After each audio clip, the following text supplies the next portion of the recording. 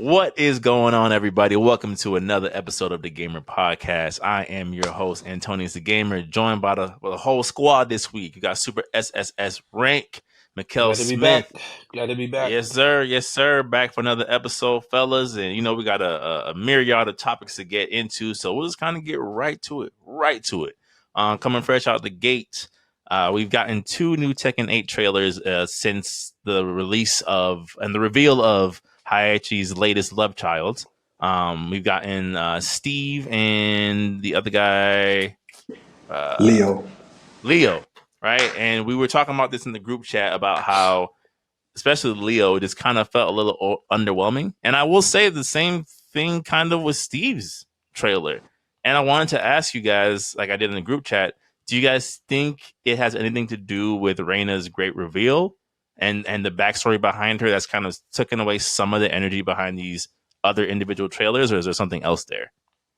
I You go first, Juri. I think me and Tim we kind of glazed over it like a couple of pods where they kind of just showed everybody in a quick 3 minute, 3 second clip or montage of everybody that's there. So it just killed the momentum. Unless it's someone like Yoshimitsu coming back and Yoshimitsu's moveset is out this world. I think they pretty much it kind of like just killed it, in my opinion. They should have never probably even showed that. I think if they left us to imagination of who was there, it would have been perfect. We kind of tuned out because I'm personally, like, well, that's over.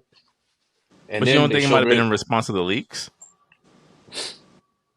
Because the leaks were accurate. The leaks were yeah, but even to the letter. even with right, it's still not real unless you say it's real. My type of thing. You know what I'm saying? So they could tell me, oh, Juri, I mean, you're gonna be involved in the next installment of Elden Ring, and they're gonna ask you for your combat take. Or like, well, I want somebody to come from space, and then if they hit this leak, they're not gonna believe me unless they say it themselves. So it's one of those situations.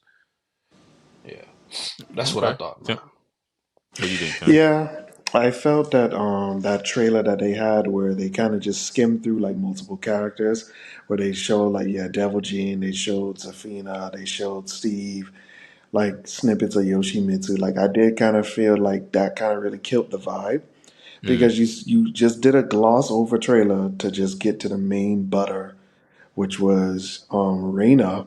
And then, of course, due to the leaks that built up so much hype, like, this is Heihachi's other child from out there in the world. And then guess what?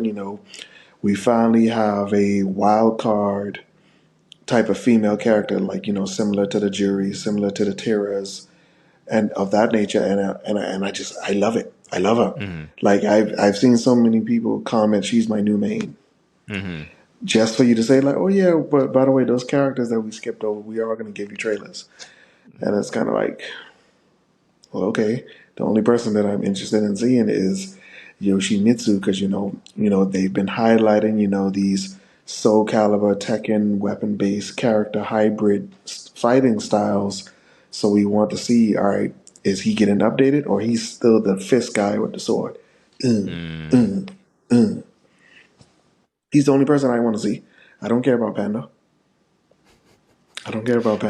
No, nobody care about no panda, man. I don't care about Panda. If that Let the takes up a mascot slot, characters no, let the mascot characters rock. All right, like somebody just needs their kawaii cute category characters. I have a question for you guys. Yeah. Tim, mainly Tim. Tim, don't you think it's a waste to have someone like Kazuya's mom to be like literally winning tournaments and for her not to have a presence in the game? You don't think I mean, they well, should she's like? dead. She's dead, right? But still, that fighting style, that play style is not available anymore. You know what I'm saying? So it's kind of like for Well, people that get attached to her, why would you do something like that? Like get a one and done and not have a character, embody that type of style. Maybe I mean, the only you thing see what I'm saying? I mean, I get what you're coming from, but like, yeah, she was cool. Yeah, like she had like a devil gene type of like, super attack. And I know she had the attack where she like summoned the tiger and stuff like that. But Yeah, yeah. she's not somebody that I would really warrant forever. So it doesn't really bother me that much, Okay. so to speak. Yeah, because I just think it's such a you know what? Because people's craving uniqueness and originality, and you have someone like that, and now look at the problem Noctis caused, right? Noctis, people were picking up Noctis, and that's a guest character. People are picking up, that like that's my thing. Oh man, so you mean to tell me I don't get, I don't get my Hawk? I mean, not my Hawk. I don't get my let's go for Soul Calibur. I don't get to play someone who plays like Spawn, and I love that moveset. These or Geralt of Rivia, that's a very unique moveset, but it's to the point where people are glued to them now. That's why I think it's Well, I think it's I don't know, unless because Victor is a prime example because a lot of him is Noctis. A mm, lot of him is Hmm. Noctis. So are they gonna let these characters go to waste because they like she has a even though she probably wasn't the people's most popular, someone pointed out she has the best pokes. She has the best pokes in any Tekken character. She has one, two. The way you fight with her is you don't fight with like with everybody else. I seen a character. I gotta give you this. I don't remember this YouTuber's name, but once we remember it, I'll shout him out. But the But character do you? would go in. But oh, sorry. Go ahead. The character's fighting style. She would go in one, two, three, move back, but she was constantly moving, so it never seemed as if it was a stale. I'll wait for you to attack. So mhm. it was a lot of seeing the person fight with this character using range, kind of like how someone would hang on the side of a wall with Spider-Man or with Black Panther in Marvel vs. Capcom or even Vega. And they would use that as part of their fighting. And I thought it was genius. I said, I've never seen somebody play Tekken this way. It was refreshing. Mhm. So that's my thing. You got these characters and these movesets, and it's calling for originality, original characters, original movesets, and you kind of just, okay, well, he's only going to be in this game, and that's that. I'm like, well, I mean, that's a it's just a missed opportunity for a slot. Like, and now we losing this slot to Panda. You know what I'm saying? Hmm. Well, I mean, well, the way that I look at it is, especially like for example, Lars in Storm 2. That was one of my favorite characters. But I did get the understanding of like enjoy this character within this season, or I would say this particular game. Because yes, they may, create a new character which has a similar archetype, but that doesn't necessarily mean it always needs to really truly come back. Because with each installment they want to bring something, as you said, unique that makes it stand out amongst them all. Like for Okay. example, remember when Tekken 3 came out, that's when Devil Gene came, and then look, he's just been a staple ever since. But then, people thought, with this particular Tekken, they thought like since Gene has like hybrid type moves, they thought, well, is he no longer a slot? I was looking forward to that, but apparently, no. Old boy is in the game. Hmm. And so there's things like yes that you would love to come back, but then there's also some things that people's like, all right, it's about time we let this go. Like Right. for example, Street Fighter, the whole evil Ryu thing. No matter how much you try to slice and dice it, Kage is evil Ryu, bro, and you just reneged once again. Hmm. And they're Yeah. like, we're not doing that anymore. It's like, but we are. It's just a technical different name. And Hmm. I'm glad you made that point, Tim, because that was the question I was going to ask Jory, and then I guess both you guys in response to what Jory said.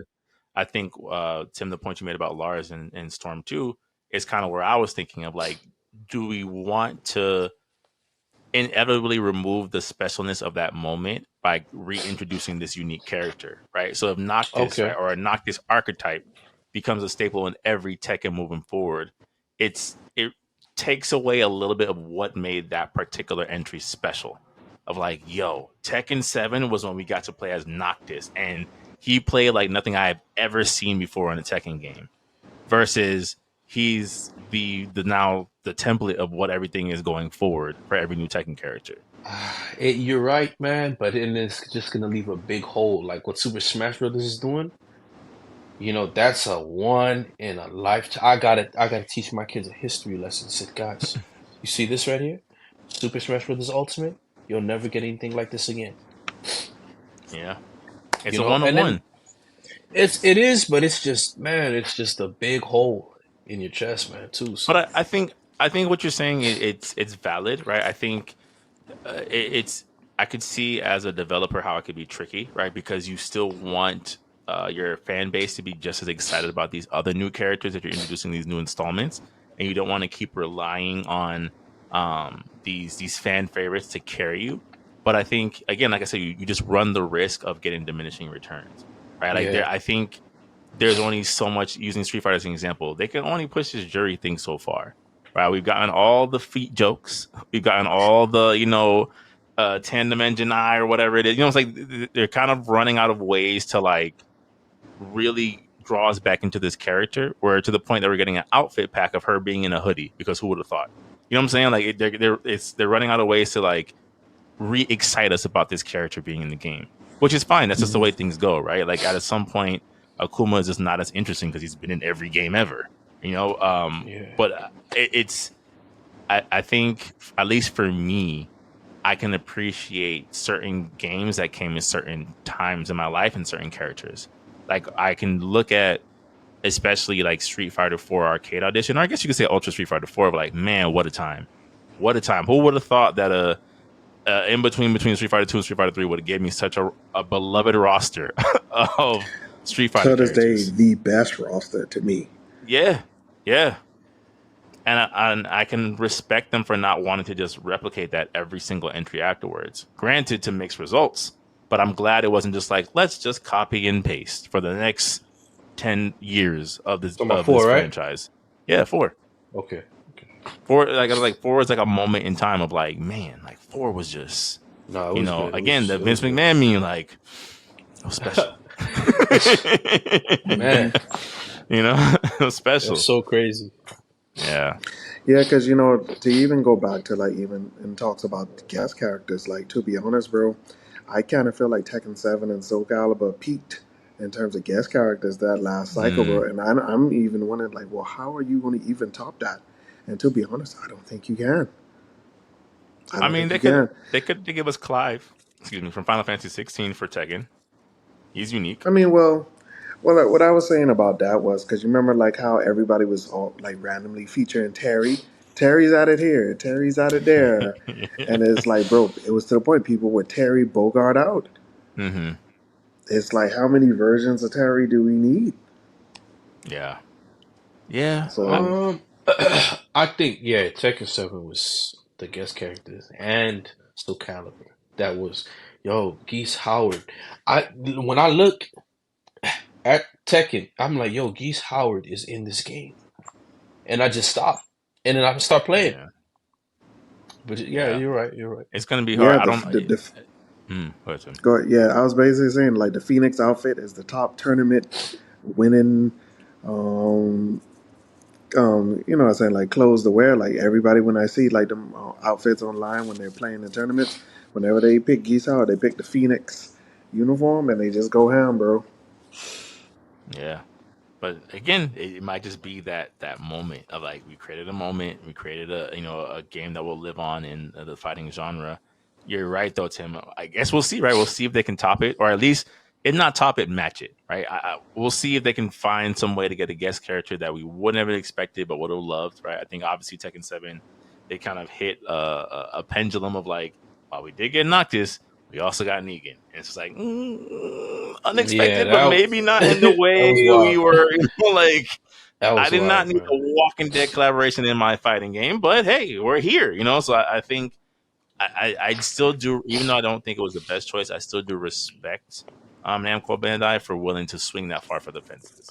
That lets me know that like even in Tekken 8, we could still be pleasantly surprised. You can still get something where you're like, okay, here's Hitmonchan. All right, like as a Pokken reference. So like What we've you heard you see? guys. Here's like, Law, oh law throw, law throw the Pokeball.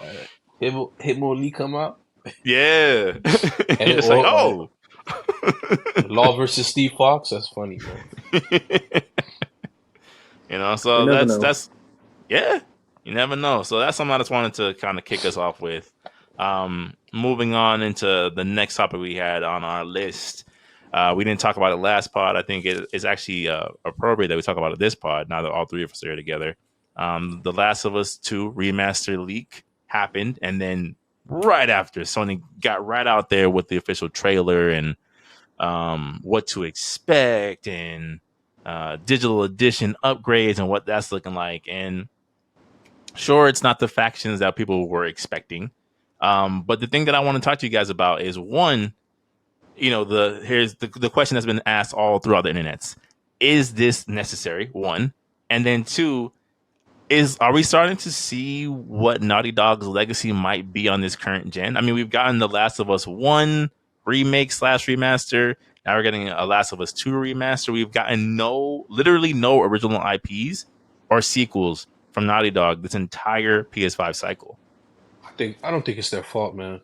To be honest with you, I don't think it's their fault personally. I think they're burnt out, probably. And the reason why I How? say this, because you like for what's happening right now at Sony, we don't see the ins and outs. I don't think Naughty Dog's a bad company to begin with, so that's why I never see them as someone who's gonna give me. I see people that care. I see people that value their product. So that's not the first thing I'm gonna go to when I say, "Oh man, these guys are dropping the ball." It's probably some internal issues, that's just upper over them. I think it's got to be Sony because if right now what I see is stress. Let's release something for the sake of releasing something to give us time to kind of recuperate. Because if we work on anything major right now, we could probably risk making a mistake. So I think this gives them time. And then if you're hiring new people, they get familiar with whatever the ecosystem that you guys have at that. That's just me going off the top of my head. Mm. They get familiar with the ecosystem because you got a lot of new faces. You hear so and so's leaving, key people are leaving. Who else is trying to leave it? Well, and then some people are telling you, look, I'm gonna be out of here by da da da da da. I'm gonna be out of here by da da da da. I need to support my family. Other business ventures came up. And I just think that they probably want to rework some stuff internally to where they don't have these monumental people leaving. And they also probably I don't see them wanting to become like an EA or any other company doing it for money. I think they genuinely care. I can feel that through their product, and I just think it's Sony's call that's causing them to move this way, man. The only thing that I mean, for all we know, you could be right, and Tim, I want to get your thoughts on it too. But the only pushback I would get to that is normally you see that kind of behavior when a company is the bread and butter of a parent company, right? So, for example, Namco Bandai, right? I don't remember the name of the company off the top of my head, but whenever CyberConnect 2 is not developing things, they're the ones behind everything, right? This company gives us Jump Force. This company gives us One Punch Man, the hero nobody knows, and if it's not them, it's the other company that gave us Heroes One's Justice, who are now making Jujutsu Kaisen's Cursed Class, where like this looks exactly like One's Justice, the same floaty combat, just with a different skin. So it's like to me, when I look at companies like that, it's like you're relying on these companies because they're the ones that are like carrying this certain IP for your parent company. Whereas with Sony, I mean, you're right. There could be things going on behind closed doors that we don't know, but it's like it's not like Naughty Dog Studios is the one and done for Sony. Insomniac has been dropping banger after banger for the past 5 years. Then you have Sucker Punch. What's it called? The Ghost of Tsushima, Critical Darling, Commercial Darling, right? You have Santa Monica, right? God of War. Everything has been jumping out the gym sales wise. They're not. It's not one of those things where the Naughty Dog has Sony on their back. You know what I'm saying? Like, granted, yes, The Last of Us probably doing the best, especially given the show and how much things are selling. But Sony's not relying upon them to make things happen. I I personally feel now when this particular remaster gets released, I feel like now they will be in the open space to produce something new. Mm. Because first of all, you got to look at the process in its life cycle. All right, PS3 era, or no, actually no, PS4 era. Sorry. PS4 era, we ended it off on Lost Legacy. And Mm-hmm. then, after Lost Legacy happened, The Last of Us Part 2 came out. Cool. Mm-hmm. Yes, COVID was a big mix up, I would say, in terms of putting out the full game, I would say. Because, yes, when people say, like, so there's no factions gameplay about this, is like, and that's something that a lot of people was really looking forward to. Because, to be honest, the only way to play factions as of now is you have to play the PS4 version of The Last of Us Remaster, not the PS5, because they're in two entirely different properties, two entirely Mm-hmm. different things. So yes, COVID happened. It threw off a lot of things, but they still wanted to release something. So you know what? Yes, they gave you the game as a standalone, just story mode with a few game altering modes through like future patches to make the difficulty spike. Boom, bada bing. Yes, we're still working on it, but I guess the overhaul was too much that they kind of just probably don't really want to say like, yeah, we probably just kind of gave up on it. And then of course, the show was coming out. So of Mm-hmm. course, like the show was a real primary moment to really revitalize the IP. Mm-hmm. So and remember, like I told you before, bro, there was people that I know, like dudes with their girlfriends. Their girlfriends was texting me, asking them, "Tim, who is this character? What happens with this and that?" And then there's like, because they know we're familiar with the game. Mm-hmm. So it's just the fact that it's like, well, oh, now I want to play it. So of course, they know their boyfriend has a PS5, so they bought it. And then that's the same thing. What happened with the sales? They said when the show came out, sales for Last of Us Part One went up 200%. Mm-hmm. Mm-hmm. Like people who just were not in, who were not involved with the universe at all, were just so indulged by it because Right. it was the HBO banger, HBO Max. It broke the app. It broke the app, bro. So of course, people are still on that high, and especially when you saw how the show ended with the highlight of a particular person, Mm-hmm. and then of course people just smiling with the grim on their face, like, yeah, this is not going to end well. Like, what do you mean? Oh yeah, because we play part two. Oh, there's a part two. So it's just for completion reasons, I would say. Completion reasons. Like, yes, I do feel like now once this releases, they are now in the space to show us something. And I know that probably might not be for the next year, but to be honest, I'm okay with that. I'm okay with that for now. For now. Because I do kind of realize, bro, yeah, bro, this holiday season is a bit dry.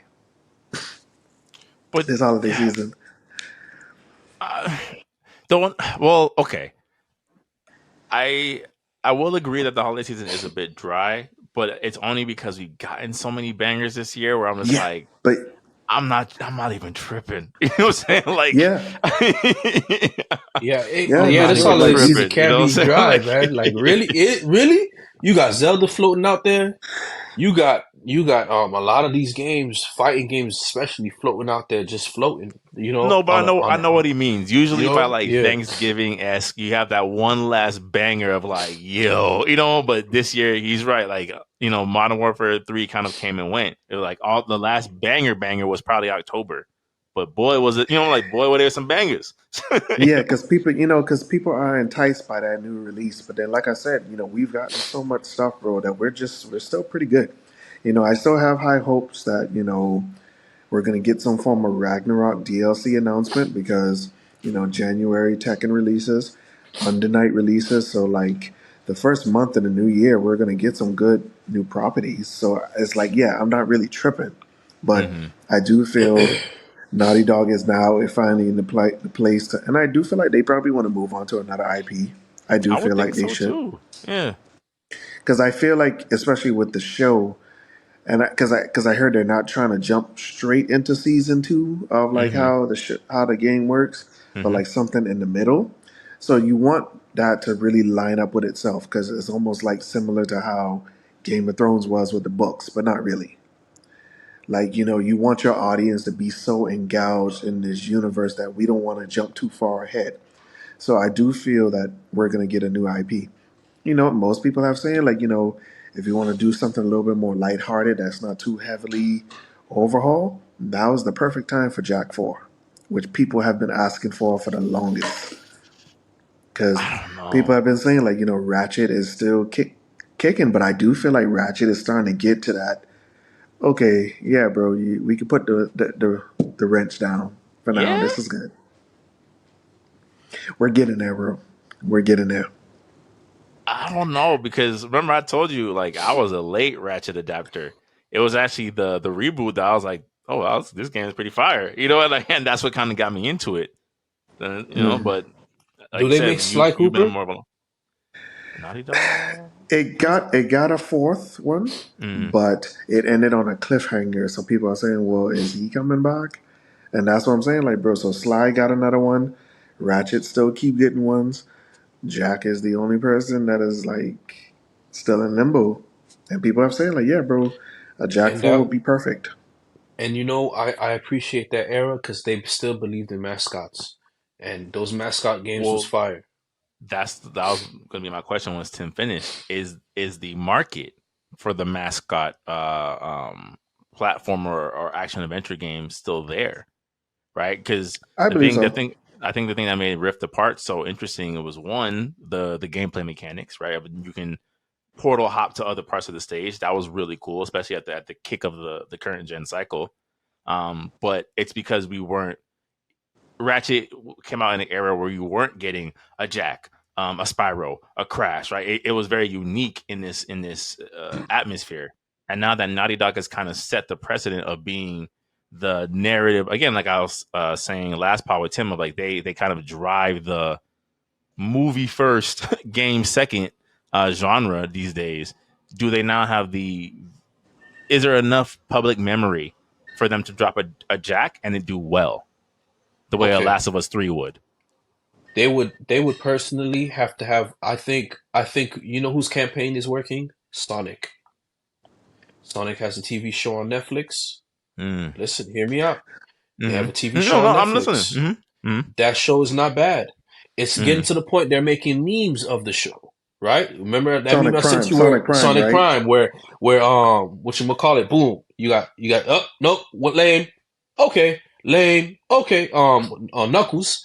So Mm. for Jack, they would have to release a very decent, a great, even maybe phenomenal animation. Because for them, if they do this, Sony will have almost a new means of strategy. This new means of strategy is going to work for them, and Microsoft could probably try to do it, and it won't work out. But for Mm. them, these like Jack 3 was raw. I remember that people, grown men were like, "Yo, Jack 3 dropping." Grown men was getting ready to cop Jack 3 because it was to the point where Jack 3 was just done so well. It's not just a kid because it was a kids game. Then they edged them up, and it still wind up being their biggest selling game. So I think if they have a animation, either it could be 3D because 3D animation's popping now. Uh, it can either be 3D or 2D. Have from then on, get your little toys, your little merchandise, and then the game is the bread and butter. They're gonna do just fine. If Ratchet and Clank, I guarantee you, had a cartoon, it would do No. exceptionally. It would No, do but you even know better. what's but you know Mm. what's so funny, Joy, that you mentioned that because right before that Ratchet and Clank reboot came out, remember that movie came out, which the Mm-hmm. reboot was kind of based on. So Mm-hmm. you are onto something like that. That different forms of media plays a very pivotal point in, and I would say reviving some of these characters because, like how you said, bro, Sonic Prime really brought some new life to Sonic, man. And it's on Netflix. Like my 5-year-old nephew loves that show. Like we Mm. watch it together.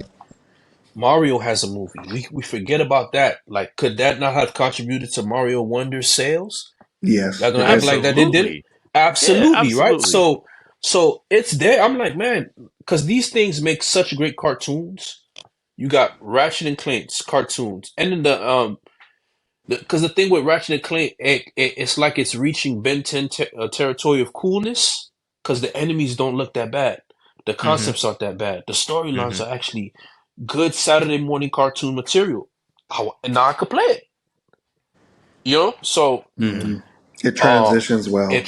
Yes. transitions Yes. Mm-hmm. perfectly, and because of that transition, they do a Sly Cooper.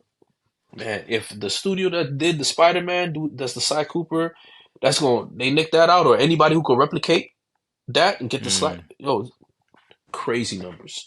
And then you Yeah, bringing and back then Jak and Daxter? Oh, crazier numbers. because that is very true. Because like Sony Pictures, bro. Like Sony Pictures they got the animation. They got the budget, bro. They got the Clearly. budget. If They Across the have the Spider-Verse is any budget, and indication, it the doesn't money's even have there. to be on the scale of like how Spider Man was just for it to pop, bro. It really Doesn't have doesn't. to. Doesn't It have to. doesn't. No, because no, but I definitely feel that would be the best revival and best IP idea in this hemisphere is to bring back Jack 4. Because they Okay. market that to me. That's genius marketing. That's like Sony. If nobody else is gonna do it, why not you? Hmm. That's an You interesting know? angle, actually. I don't Yeah. think I've heard any take like that of like Oh the no, best we way we for going Naughty we Dog going to we move. gonna load this. We gonna load this. We gonna load this one up. We gonna put Yeah. PlayStation fans, please listen. Right in the thumbnail. And then right after that, we went up to 1 million subscribers, guys. So it was a New Petition Year for special. Jack right here in the comments, you know? Yeah, No, but that would be interesting. I think that's obviously we've been seeing, unfortunately, right, with all the live service conversations we've been having lately of the monkey see monkey do in the industry of like let's keep chasing what we think is working. And again, like I think Naughty Dog, to your guys' point, like they're not restrained, they're not held back by the need to perform for the parent company, right? Like they can do these things where they can drop a TV show, drop remasters, remakes, and it's cool because all the other acquired studios are killing it right now, killing it. So it's just kind of like you guys said, it's like what's the best way for them to pay forward in a way that doesn't just seem like okay, here's Uncharted meets The Last of Us in other grim storyline with lovable characters. So I think trying to revive the mascot era, I wouldn't be mad at it. I wouldn't be mad at it. I think Ratchet and Clank, like I'll keep saying on this podcast, was the perfect marriage of it has entry level for kids with just enough challenge for adults, and it's just fun. It's just fun. just So for because that mascot game for Sony where you're playing as the little android robot, that thing was fire. it's like critically acclaimed. Astro's Playroom. And I'm like, man, these guys, this is scary because I'm like, man, if they keep making stuff like this, you know, Hmm. you're an Hmm. Xbox fan, you're gonna be like, You start getting a little nervous, yeah. Like, oh, boy. Drake said, what in the booth? Wait, who going after Drake? Fusion J Cole, J Cole, Benny Butcher, J Cole. Oh, Yeah, sweating? Oh, that's not even a word, man. yeah. If Sony can figure out the mascot market like the way Nintendo has, it'd be a problem. It'd be a To problem. be honest, I do feel like animation is a good part of that because even when we were talking about anime, I was thinking about Ghost of Tsushima, like especially as PlayStation has really building on its PlayStation Studios IPs.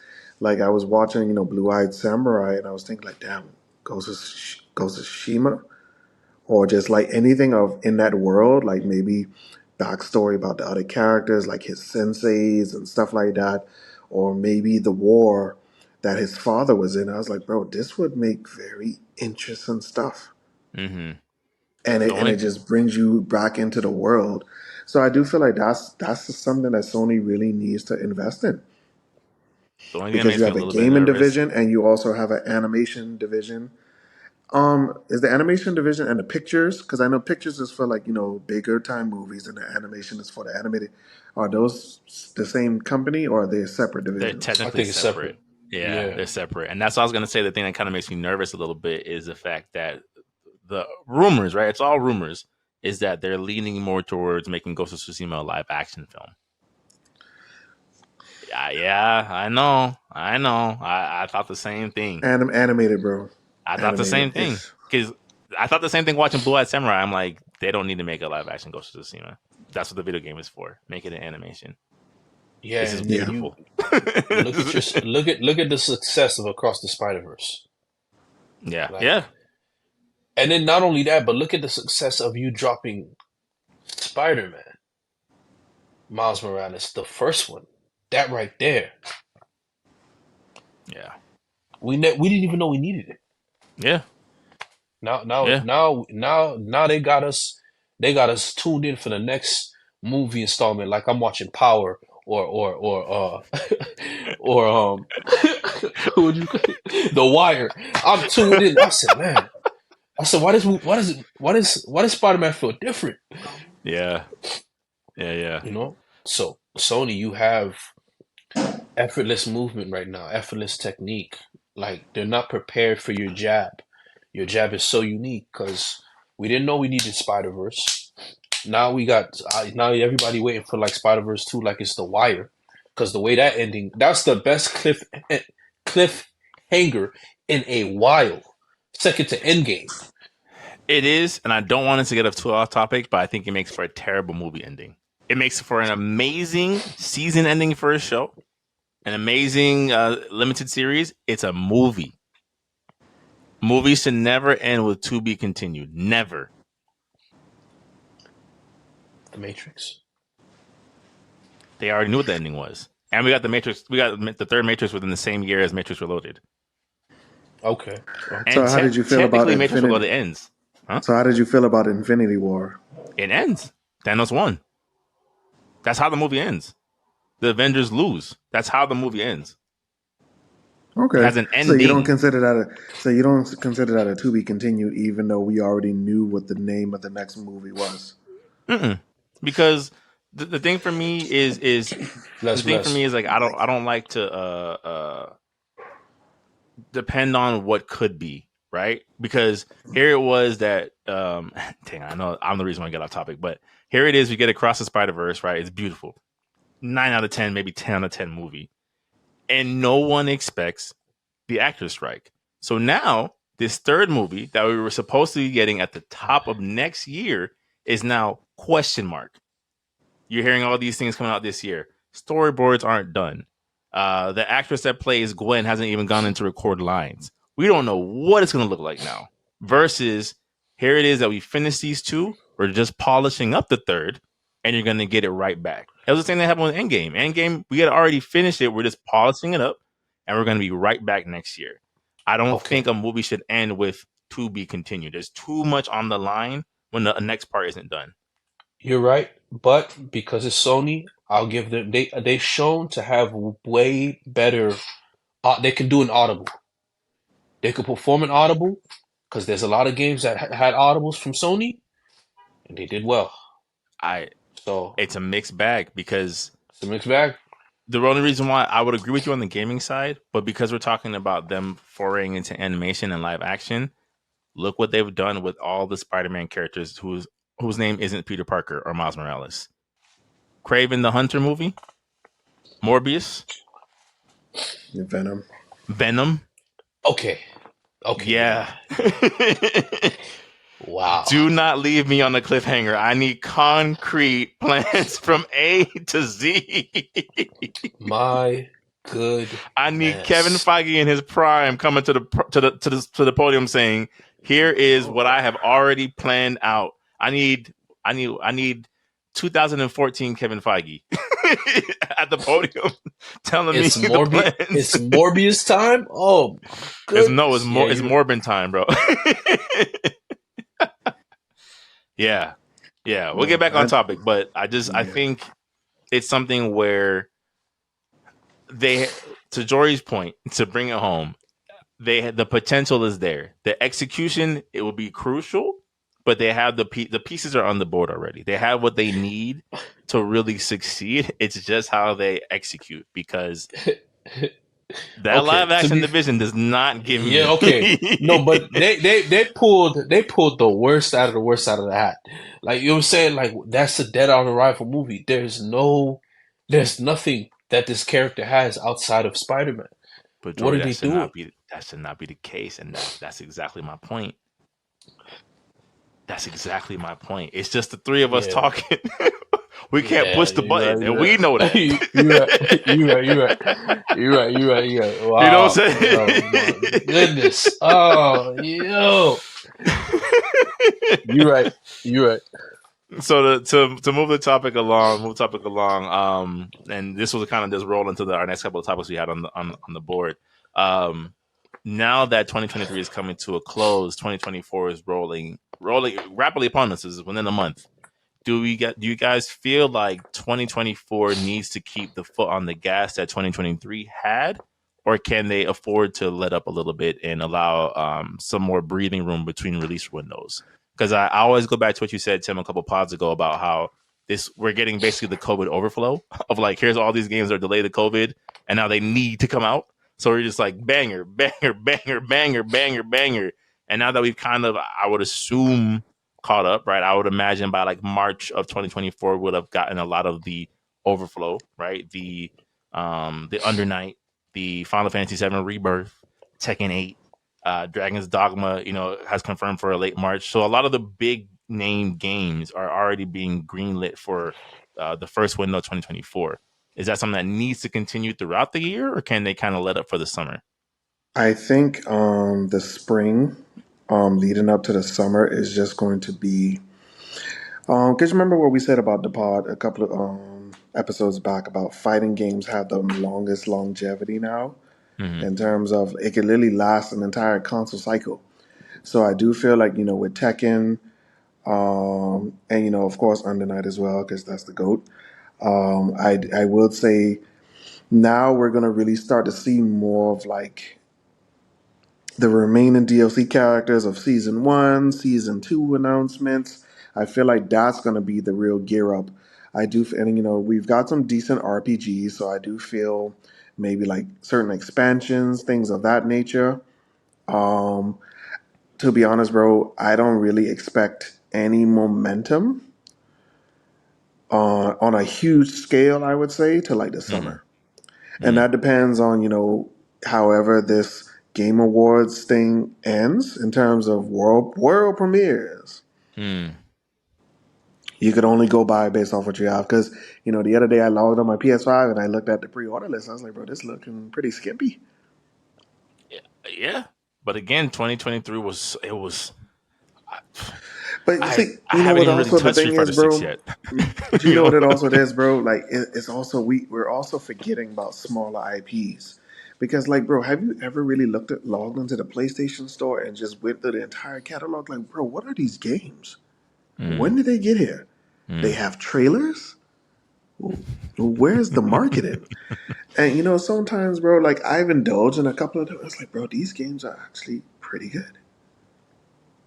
You have a Some point. of them, some of them. Yeah. No, I've been Bro, hearing really that's good things about Brawlhalla, for example, and it's a name that keeps coming up. Brawlhalla, Brawlhalla, Brawlhalla, Brawlhalla. I'm like, apparently they did SpongeBob better than Nickelodeon's All Star Brawl did. So like it's like, oh. But so, and I do feel like we also, as gamers, like and because I guess we love mainstream, we love the big flagships, but I think we also got to consider those games as well that doesn't get that type of marketing because it Mm. literally just flies right under your nose. But literally, whenever you're logging on your new system, when you get those new game updates, you got like 20 new games that you've never heard about. Mm. I'm for me personally, I look at those Sony games and Sony has a lot of uh decent decent games that's there. Like they have Junior one. RPGs, like Yeah, like, but people aren't into the whole sprite and the classic play. But those are some of the best. Like one of the big games that was ready to drop is it's called Blasphemous 2. You know, those are big games. They're not small games anymore. Those are some of the biggest side scrollers. And then sorry, Double Dragons collection dropping. Those things mm, we didn't mention it, but those things are making money. Um, what's the one with the schoolgirls? You mean the You guys, Skullgirls game or the one that has like not featuring the? Skullgirls. It's probably something high, something city. Mm-hmm. oh, I wouldn't even know. Yeah, you see, but there's a And lot. then There's a you lot also of gotta consider, to add on my point, the PS5 editions of past games that they don't want to Oh, update no more, but they're just gonna resell you it. yeah, mm-hmm. yeah. Oh, but But then it has rollback netcode and new yeah, game no. mechanics. Well, I'm gonna say that for the we're gonna roll into that Oh to the yeah, next topic. yeah. But We dropped the ether beat. Drop the ether beat after. yeah. Drop the ether beat after. But like the reason why I asked is because, for example, there's rumors that even though it hasn't been officially confirmed, that we're still a ways off from Insomniac's Wolverine game. That the rumors are that we're not getting into 2025. There's rumors that even though there's been early details in regards to the game, the Wonder Woman game is still a bit of a ways off, right? So we have all these games from some of these bigger studios that don't really have a release date in sight. I mean, we got confirmation that there's an Iron Man game on the way and a Black Panther game on the way, and then we never heard about them ever again. So it's one of those things where it's like this 2024. To Tim's point, I mean, between DLCs and expansion pack, I would be fine for the majority of the year, to be honest with you. Like, I don't think I would necessarily need a brand new action adventure game to dive headfirst into, especially once Final and Fantasy VII comes out. the sports titles they're coming in the summer. Mm-hmm. So yeah, it's like I said, bro. The spring is just going to be update city. That's all it really is. And then to be honest, due to the level of updates, they might just be fine. That might just be fine, bro. I think we're still gonna have momentum. Because there are certain projects that, like, it just so happens that we got 43 over probably 20 games that were games that we wanted because of COVID. Fire. Now there were another 20 games set to release, and then that'll be the fallout. And so I think this would give people are gonna be people are like, man, these games are coming out faster than usual. No, it's because there was like literally a 2-year delay. Mm-hmm. So now you'll just have a consistency of games coming out. Bomb, bomb, bomb, bomb. And then not only that, but those games have their own seasons. And those games Yeah, have their own seasons. So I think yeah, they're gonna because try to keep this momentum because they see it's good for the gaming community. and then you also got to consider, man. The other games that they have a Western release, but they're more bigger in Japan as well. Because the other day I was looking at Yakuza or like a Dragon series. They got 3 new games coming out, bro. And these are full games that people just Mm-hmm. love. And then they go back into the remake remaster trend, bro. We already know what's coming from Capcom, and as of now EA, because you already know Dead Space 2 remaster is coming. Mm-hmm. Resident Evil 5, you already know that's Bro, coming. I was gonna say Capcom looks like they're ready. They're not playing no more, bro. If you really think about it, Capcom looks like they. I don't want to take away from your point, but if you had other developers, I'm like Capcom. I'm like between Resident Evil 4 remake, the DLC, Street Fighter 6, Yeah, that Dragon's DLC Dogma was good. 2.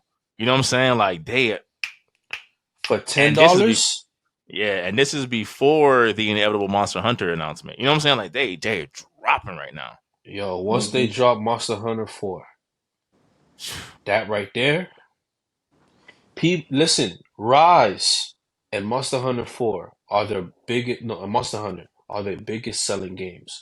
Monster Hunter Rise was literally just the appetizer. I only bought it because I'm waiting for 2.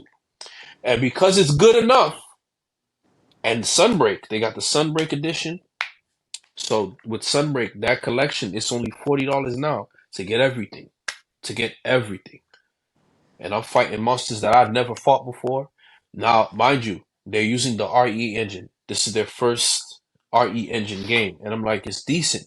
We already know it's being held back because of the Switch. So we're not, the gamers that are playing it on the PlayStation and on the Series X, we're not as upset because we know what it is, right? It's because of you, Switch, right? So Mm-hmm. now, from looking at Dragon's Dogma 2, I already got the card ready for Monster Hunter. So when Monster Hunter, you saw that trailer? I also feel Sega is going to announce Virtua Fighter 6. I feel like I feel like what they did with this Virtua Fighter 5, It's coming up. I agree. I like agree. like what they did and how they did it, that was a very, very good revival. and they re-sparked that love for the series because people saying like, "Yo, I miss this level of combat where there's no fireballs, there's no EX meter. It's just get these hands." And people said they love that. Like the fact that, like I said, I keep saying it, bro. That gameplay mechanics literally held up for 13 plus years, bro. Yeah, yeah, man. And I was It's like, not. wow, and It's it's not so small. deep. It's a big It's so deal. deep, bro. It's a big deal. Like it really brought me, like, especially me and my god brother loved that game, bro. It was like, bro, like this bring back some memories, bro. Like If like you a boxing hardcore, enthusiast, that's what that is. like Soul Calibur 2 on the PlayStation 2 with your homies type of memories. Like it brought back memories. So Mm. I do feel like, yeah, they released like two cosmetic packs or whatever. It was cool and all, but I do feel like they are gearing up to they're gearing up to come back. And What what I what and I hurts? No, my bad. mhm. But I think what hurts Virtual Fighter is their character designs. They're not the greatest. He's right. He's right. He's right. You talking about the American characters or the No, Japanese All of ones? them, all all of of them, them. man. All of Man, them. those are the worst character design. Because I'm looking at the game, I'm like, I only want to play as that character female chick who fought like the monkey. She looked the best In design. terms of designs, every character looks like the template. If that makes sense. Like I here mean, is the they look like Ryu the template. template, Here is the and they look like they're from UFC '99, where they just had Okay, all weight classes fight. all You right. feel me? I will give you that. Yeah, the character designs are dated because you got the mercenary Tao looking dude with uh-huh. gray hair. You got the Ryu's Street Fighter fraternal Alpha brother. look. Yeah. And he don't even use Shoto fighting style. He got a completely oh man, nah, man. They look like the No, I do template. feel like, yeah, I do feel the characters do need some form of revival, but I do feel like now they are in the space to do that because the online held up pretty well. People, and people, especially since you could tell like a lot of people are experimenting with their new engines, and it was based off their new Like a Dragon engine. So there's a lot of build up with these new engines that people are pushing out. RE engine, they about to run that down to the ground, bro. Mm-hmm. They got You a new already one. know. They got a new one. They made a new one. They But you, probably updated it. Nah, Like I said. man, the way they was going over that thing, they did a whole 2 hour for each video log, Hmm. and it was in Japanese. We couldn't really translate and whatnot, but Yeah. but you guys don't think yeah. that Sega like the thing that I'm not saying that another Virtua Fighter wouldn't come out. Like I think everything you're saying, you guys both are saying is correct.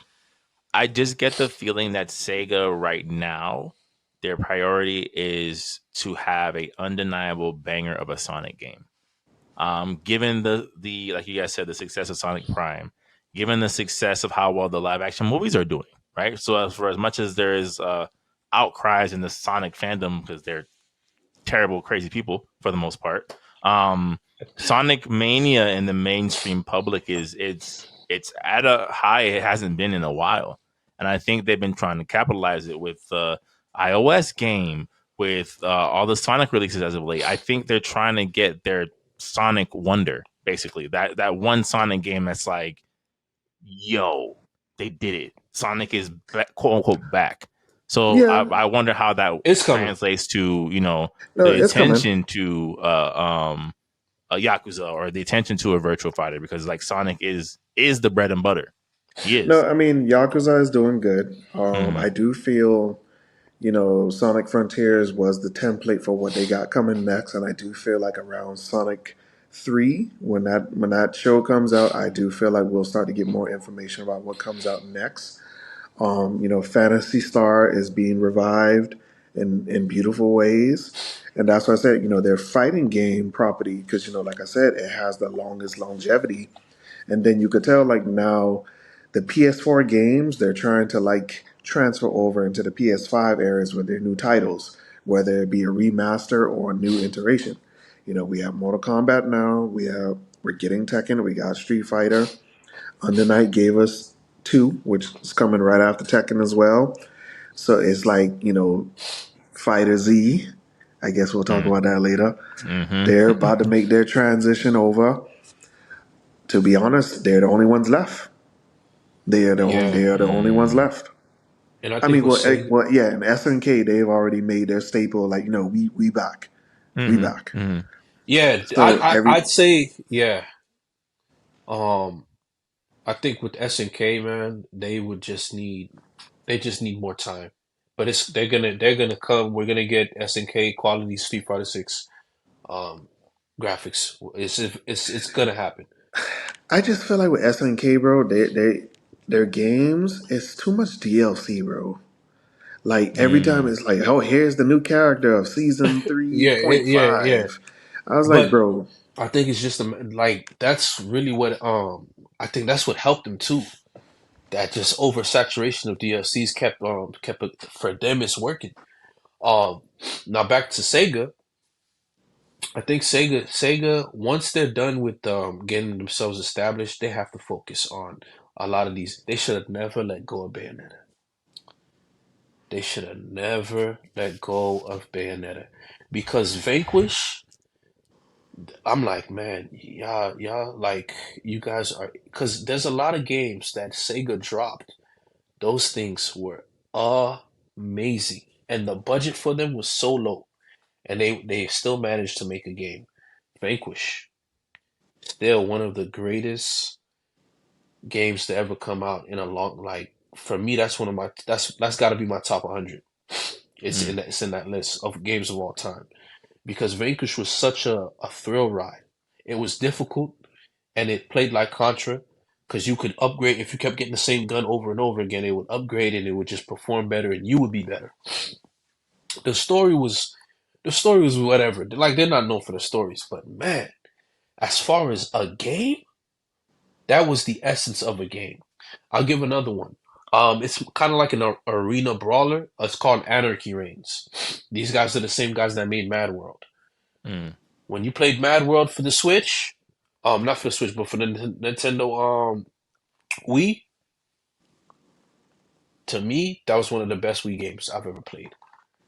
Most fun Wii games ever. It was like you're going around, you're locked in the city, and it's like a city deathmatch, and you gotta kill, yeah, you I gotta pick. remember Yeah, that game. phenomenal. Then they dropped Anarchy Reigns, also good. Binary Domain, sleeper hit. The game was doing stuff that nobody else was doing. You had to shoot the robots, and parts of the armor would continually fall off. The boss battles were amazing, incredible. They should have never got rid of Bayonetta because now, say everything works for him, right? Sonic is doing numbers. Virtua Fighter is back doing numbers. You had your action adventure game. You don't have it anymore. But Um, I think that's remember we had a this was like earlier on in the year we did a couple podcasts about Capcom specifically, right? About Capcom's like focus points. This was I think roughly around the time RE4 remake was coming out, where I think these legacy we'll call them legacy game development companies. I think they reached a point because they're trying to get their footing back in this new market. They don't know how to multitask as well as they used to. And I think even with Bayonetta, that's an example of it. Of like, you're right. It's an amazing property that, given some time, a better budget, some more attention, could have been a flagship series for Sega. But they're struggling to keep up with this new format of gaming and what it means to juggle multiple genres, right? So we're seeing that with them. Konami's another company that seems to be struggling with how to modernize the gaming approach, where it's like Metal Gear Solid feels like an experiment, right? So I think the thing with Sega is like I would agree with you, and I think in the long term, right? Let's just say from 2024 to 2030, I think Sega is looking to figure out how to make Virtua Fighter work in this modern day, right? How to make Sonic have the same appeal as Mario because he's neck and neck with Mario when it comes to gaming mascots. How to get back into the action adventure genre. But I think for them, and that's why I was saying, I think they really want to figure out Sonic while Sonic is back in the forefront of people's faces, right? Yeah. I think Virtua Fighter would get there. I agree with y'all. I do think we're getting another Virtua Fighter at some point. I just feel like ultimately, right now, Sega's like, we have people who are legit actively excited for us dropping the picture of Shadow's sneaker. We got to figure out Sonic. They dropped a teaser photo of Shadow the Hedgehog's foot, and everyone's like, yo, you know what I'm saying? So it's one of those things where it's like Sonic And right now is understandably top priority over there. man, listen, I still don't understand why they didn't just give us a remastered of Sonic DX than Sonic Adventure Battle 2.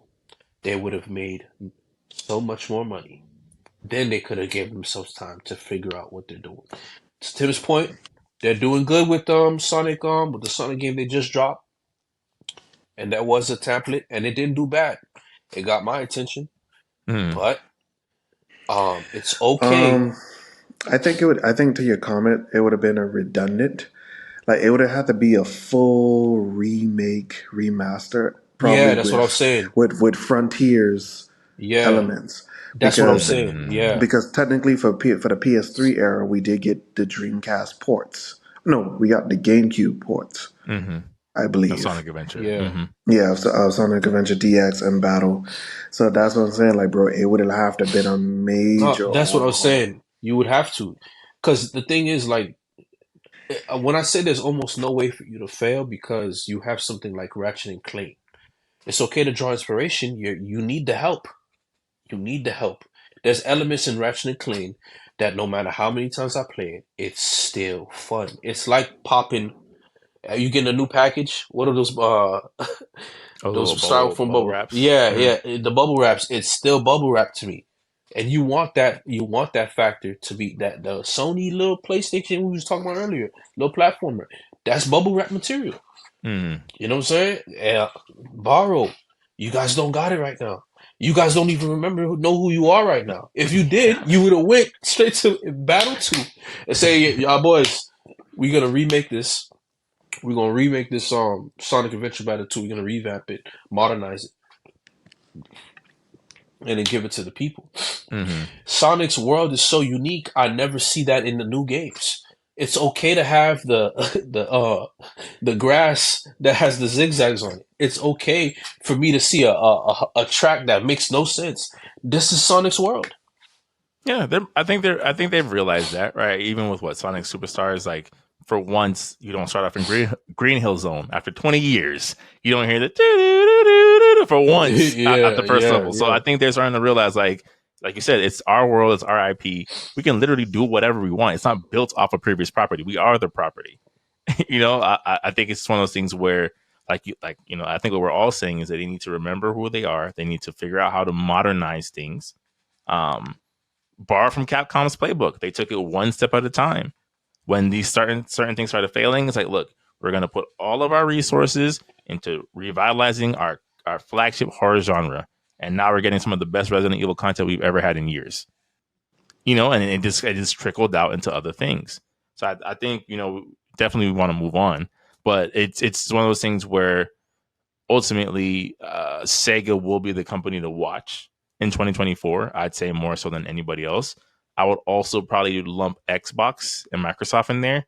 I think in terms of drops, I think Microsoft needs to drop something at some point next year. I'm not saying it needs to be early. I'm not saying it even needs to be summer, but while Nintendo's definitely going to drop. I mean, so the Switch 2 or whatever it's going to be is dropping next year, and they'll have one of their flagships being packaged with it. But I think Sony could probably cruise control a little bit, but Microsoft has to drop. Microsoft has had a pretty uneven release schedule compared to the other two big names this year, and I think they need to they've started to build momentum again, like towards the end of the year. But I think they need to all right, we need a couple more bangers out of you guys. Give us a quick turnaround on Gears of War 6 or something. Something to kind of just okay, they're ready to fight again. So we'll move on to the thing we've been dancing around a little bit. Tim, I'll let you take the lead. First of all, let's talk pre-order bonuses. Let's start with some joy before you really start going in. Tell us about, we were talking off mic before we started about your recent realization of the joy of the pre-order bonus that's been really missing from the current gen cycle for the past, 2-3 years that we didn't realize that we've lost along the way. So I mean, I'll give a perfect example. I was on my PS4. I was looking up the new sale. I came across pre-orders. So I was looking up at Under Night in Birth 2. So I saw two versions: the $49.99 version, which is the basic as it is digital game. Then I saw $59.99. I was like, all right, so what's the difference between that? Like that's basic back in the day prices, which it's still within my budget that I miss. So I was like, so it comes with the game. It comes with the character one pass, which is season pass one, three extra characters, and it comes with the especially for anime fighters, the announcer voice DLC that everybody infamously hates Mm-hmm. for $59.99, and I was like, what choice do I even have? You just made Why? it for me. Right? Why not add to cart? You made the choice for me in a way that I can't even be mad at you. Mm-hmm. I am actually praising you. Thank you. And it's like that is an example of how to treat your fan base. But I guess the one question I do want to ask, because I agree with you, do you think that in some ways the companies have fumbled the fans' good graces, right? Where it's like, I'll use Jedi Survivor as an example. Still a really fun game, right? Say what you will about the story, but it's a really enjoyable game. But it was so buggy upon release, whereas like even if there was amazing pre-order bonuses, it's like I can't even play this game without it crashing. Do you think that some of the pre-order, something like Under Night, where some of the pre-order faith was built on, hey, we're just expanding on this template that we know has worked with the fans, versus here's this sequel that is probably going to be a little glitchy or a lot glitchy on release, and are we prepared for the backlash that comes with just doing a pre-order bonus still? Yeah, I think it's playing it safe. Because to be honest, bro, we just really have to expect it. When it comes to open world titles, bro, they are going to be the buggiest because Mm, so much is being processed at the time. mm-hmm. So much. So much is running with these systems that are just like, yeah, bro, you never may know what you might get. And these patches are there to iron out the kinks, man. So yes, with Under Night 2, it's a much more smaller game, and it has the fan base where they've been looking for something new with this franchise. And it's just like, you know what? Right out the bat, let me just give you everything that you want. Mm, You don't have to care about the announcer DLC because if you buy this, you get everything anyway. mm, And the three new characters, we already know the people because especially with this game where the world is big, but then you could tell you already know who all the characters are, so you could already tell like, well, I already know that person might be the next character, and it builds so much anticipation, man. And so yeah, I get it, especially like when it comes to open world games, bro. I'm the type of person to wait 2 months, yeah, at least. and I think that's just being smart about it as of now. I really think, especially as an adult, like I Mm-hmm. get it. There are certain people who need that day one because of streams and all that other stuff, which is good and all. But then, for more casual people like us, like especially as of late, like look at Jory's, gameplay videos, bro. Like half this stuff I didn't even know Jory played. Some of this stuff I thought Mm. Jory actually hated, but dude is mowing everybody down.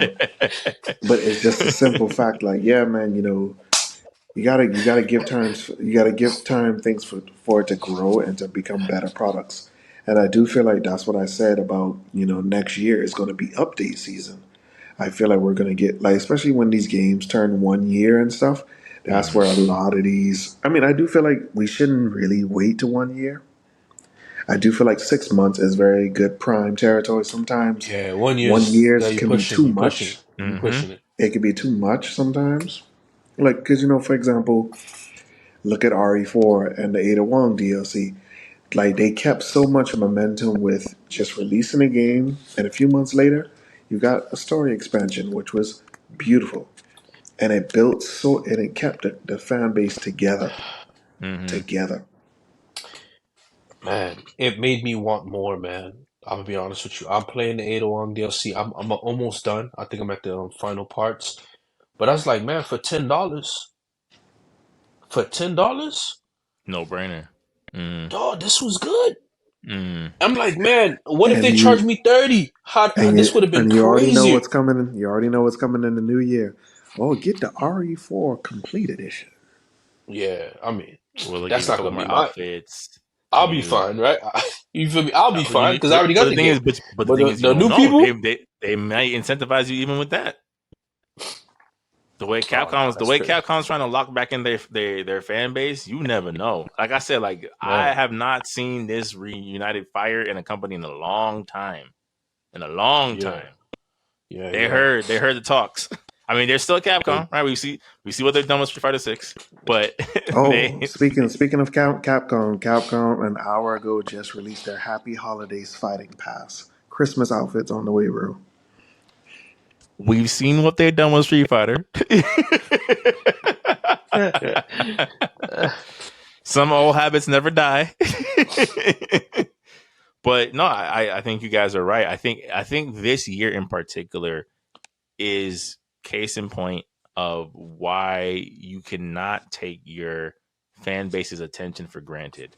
There's too many things that are legit attention grabbers to assume that I'm going to give you a year to fix whatever you need to fix with your game and repackage it for me.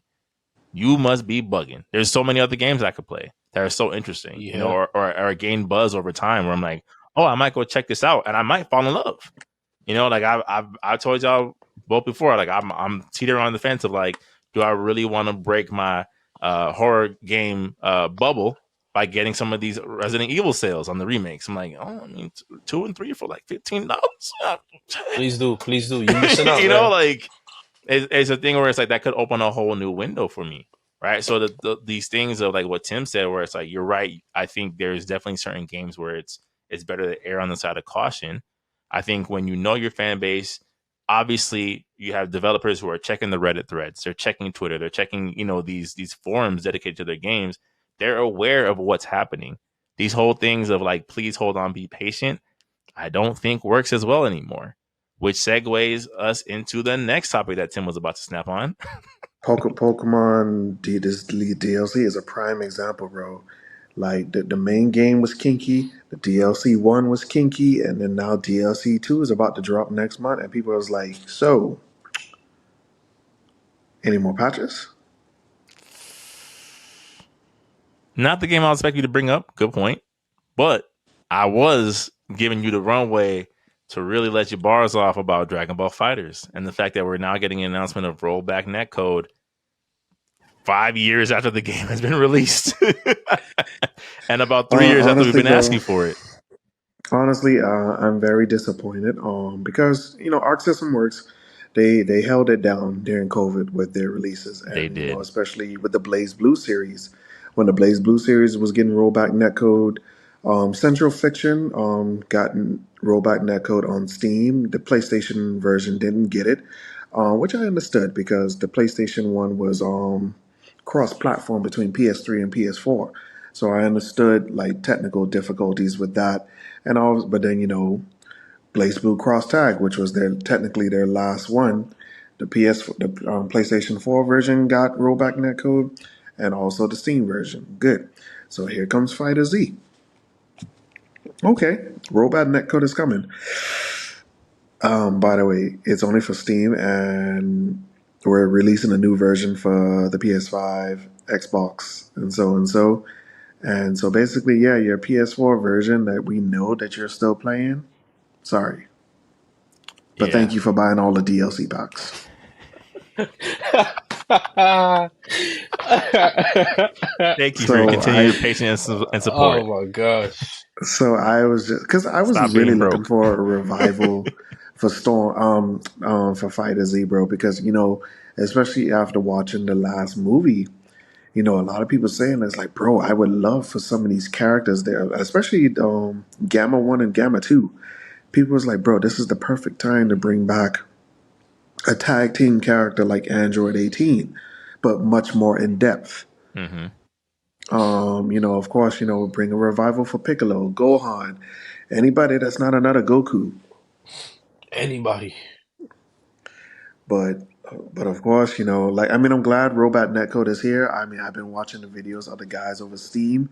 They're loving it. They're saying thank you God, and it's finally here. Oh, of But it's course kind they're of drinking like, wine. Of course they're drinking wine. but of course, I'm just wondering. All right, you're talking about this PS5 release, but am I getting a digital upgrade? Because last time I checked, like, why do I need an entirely new one if it's not technically the next installment? If it's technically still the same one but a remastered, there needs to be an upgrade platform for it.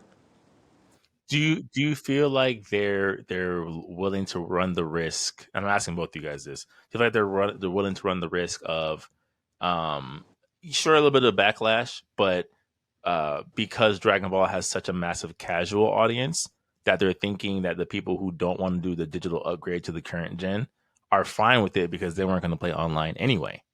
So they're fine playing their PS4 version because I wasn't going to compete online regardless. So I'll keep my No, DLC packs and it'll be fine. no, and I do feel like because I remember it took a while for Fighterz to enter tournaments. Due to I gotta look back. There was a reason why it wasn't in the early tournament scene, and now it has gained such tournament value that is like so you're basically breaking up the community unless we buy something or do an upgrade platform. Mm, So basically, however they do this, because I think they did say there will be upgrade options because they want that smooth transfer over, bro. They want it. They want it. And I feel if they don't do it the best way possible, it's going to hurt them drastically. Especially like an IP of this magnitude, I would say. Especially since, you gotta call it for what it is. The anime is in a very weird state. yep. So basically, anything after superhero is kind of like whatever. And even in terms of like on the anime side, anything after the Tournament of Power is whatever as well. Mm-hmm. And so I do feel like, there's a good amount of open space for them to, bring back the people because, there's still some DLC characters that I felt should have been in the game I agree. that we could update this roster a little bit to add a little bit more variety. But please, no more Gokus. They'll find a way. Give Ultra Instinct Goku different outfits so he doesn't have to be shirtless all the time. But I do not want to see another Goku. They'll find a way. They'll find a way. Uh, whether it be, well, I'll say this: I don't think there's a way for them to see the success of the rollback official update on consoles without a new season pass. I've said that for a while. I'm like, this far into the game cycle, this far into the wait, you don't just drop the rollback and things are right back to where they are. You need new incentives to draw back the audience who have disconnected and move on to other fighting games. So to your point, I'm like, Omega Shenron, yes. Possibly another Deborah. Vegeta, honestly. Deborah. Deborah, Yeah. Bring back the demons, bro. Bring back the demons. I'm for it. But you and I have had this conversation multiple times off mic. Their DLC picks have been super weird, and then the audience requests or the fan base requests have been even weirder. Like I've showed you polls where it's like they really want Raditz. They really want Raditz, bro. Cause honestly, bro, Raditz is like, bro, Raditz is the tutorial character, bro. How do you skip the tutorial character? And That's put like when we Nappa. when we that's like when we first played Storm One. There was no Zabuza Haku until Generations. That's like, bro, how do you skip the Saiyan saga of Naruto? Mm-hmm. How? Yeah, But we all know Mizuki is the tutorial character that nobody ever really plays. true. But then the Saiyan saga of Naruto is the hidden miss ninjas. And it's like the fact that first Storm game skipped them, and it took us two installments afterwards to get them. But fellas, are we really consider? Would you really want to see out of a limited? Let's say there's 5 slots. Five Would you slots, really yeah. want to see Raditz No, as a I DLC don't slot? care. I don't care. I don't care. Cause it's too late now, man. Like how we done had 15 packs. Now you want rap? Yo, go sit down, man. Go sit down. All of y'all sit down, man. Happily. Omega Shenron, Yes. Yeah. Deborah, Okay, Okay. I'll take that. I would say Orange Piccolo, of course. Mm-hmm. Gohan. Beast Gohan. Mm-hmm. Mm. Gamma 1 and Gamma 2. Okay. Or Okay. or you could have dropped Cell's Click. I mean not Cell's Click. Cooler's Click. You could have dropped Turles Click. Mm-mm. No, yeah, no. For variety, you could have dropped Turles Click. No, he has a You could point. have dropped because Turles Click is unique. I'm sorry, Turles. He You has a could have point. Oh, dropped okay. Dead Zone Click. Yeah, he has a point. You could have dropped Dead Zone Click. Because Dead you Zone's could have Click. them play like the Ginyu Force. Actually, you know what I realized? Yes, bring in Turles Click, but then make Turles like how Ginyu. Captain Ginyu Yeah. was. Like they come out of nowhere and do they specials, but then you Mm-hmm. know Okay, the base okay, character is still okay. Turles. Oh, you have you almost have to, you have to let you have to play as Garlic Jr.'s henchman because those were one-on-one fights. Which one? Which one? The movie henchmen's or The the movie filler henchman, henchmen's? Yeah, the the movie movie henchman, henchman. bro. The movie henchman. Yeah, not the filler art. The No, no, no, no, no. I mean the filler henchman. That could be free DLC. You feel me? If it's free, then yeah. But other than that, man, like they have so much they could give us, man. Because you're not really limited, man. Give Even us the real Dr. Gero, aka Android 13. 13, Android Mm, 13. Give us the real Dr. Gero, Android 13. Even because Android 13 now is such a popular movie, all because of that scene with him and Trunks. mm-hmm. Goku dies. You know what I'm saying? Like, and with the $30 You and your haircut, $30 haircut, boy. haircut. What? Like Yeah, it's yeah. such a. And for me, it did the same. It did that for me when I watched it when I was 14. Mm-hmm. So, Oh yeah, so now, I didn't need the English West, cowboy accent for me yeah, to yeah. feel the No, what was but happening when on I did, screen. when I did watch it, it made me like the movie even more Yeah, when it yeah. jumped the dub. So what the kids are experiencing now, that part that they clipped up, it hit me the same way at their age. Mm-hmm. You know what I'm saying? So I drop these. also I also Mhm. feel like, especially like with modern fighting games now, they're also giving people new moves during like, DLC updates or just patch updates. Yeah, bro, some of these characters need some updates, bro. We need some new moves. Like Trunks need Like some Trunks, updates. like Gohan, younger Gohan. 18 18 needs some. is It's like, Lord. bro, They can make her a DLC new character and she will play completely different. That's how much of an update And she needs. 17's in this game, right? yeah, by He's there himself. twice. He's her tag team assist and he's his own character. Ranger 17, right? Ranger Mhm. 17. Okay. Yeah. Yeah. No, do you gotta give us some super 18 I then? like Some the super. henchman idea. I think the only reason why I would say the henchman probably wouldn't come in if they did a pack like this is because there's been such a huge gap since the last character. The last character we got technically was Android 21 proper, like her good form, her Android form, and even that was like a year and a half ago. So I think in order Yeah. to like draw attention, you have to bring in superhero characters. You have to. You have to have Beast Gohan. Even if you have Piccolo with the orange Piccolo install, kind of like how Broly has his transformation as an install, or like how Frieza, you need, what I'm saying? You got to make sales at the hmm end of the day. So I think Yeah. in any 5 slots, Gohan and Piccolo are taking up 2 for sure. Tim's idea about Gamma 1, Gamma 2 being tag characters, although I do think they have enough to be their own separate characters, tag will work fine. And then I was saying you got to drop GT. You got to drop GT. Everyone's like, where is Yeah. Omega Shenron? Where is he? Yeah. You And he have could pull to. from the other 7 dragons moves? Bro, what? Fire, ice, wind, lightning? Where's Omega Shenron, y'all? Basically, what Perfect Cell should have been on like the base cell. Like, I was like, bro, so you mean to tell me you just doing Kamehamehas left and right, and you have the cells of all the Z fighters? So there's no spirit ball, there's Mm-hmm. no solar flare, there's no special beam cannon. You could even like that's why I say like when Naruto when he got the Sage of Six Paths, like when he had the like attacks from the other beasts, it's like that's what Cell should have been. Like Mm-hmm. Cell has some of Frieza's moves.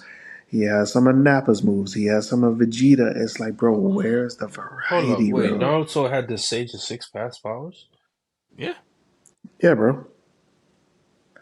Hey, bro, you can't be asking questions like that on an anime pod, bro. Yeah, No, I know. boy. No, I'm just making sure because I'm like, yo, wait. I know Naruto's that strong, but I don't remember. I know that was that a one and done? Because that arc, I didn't.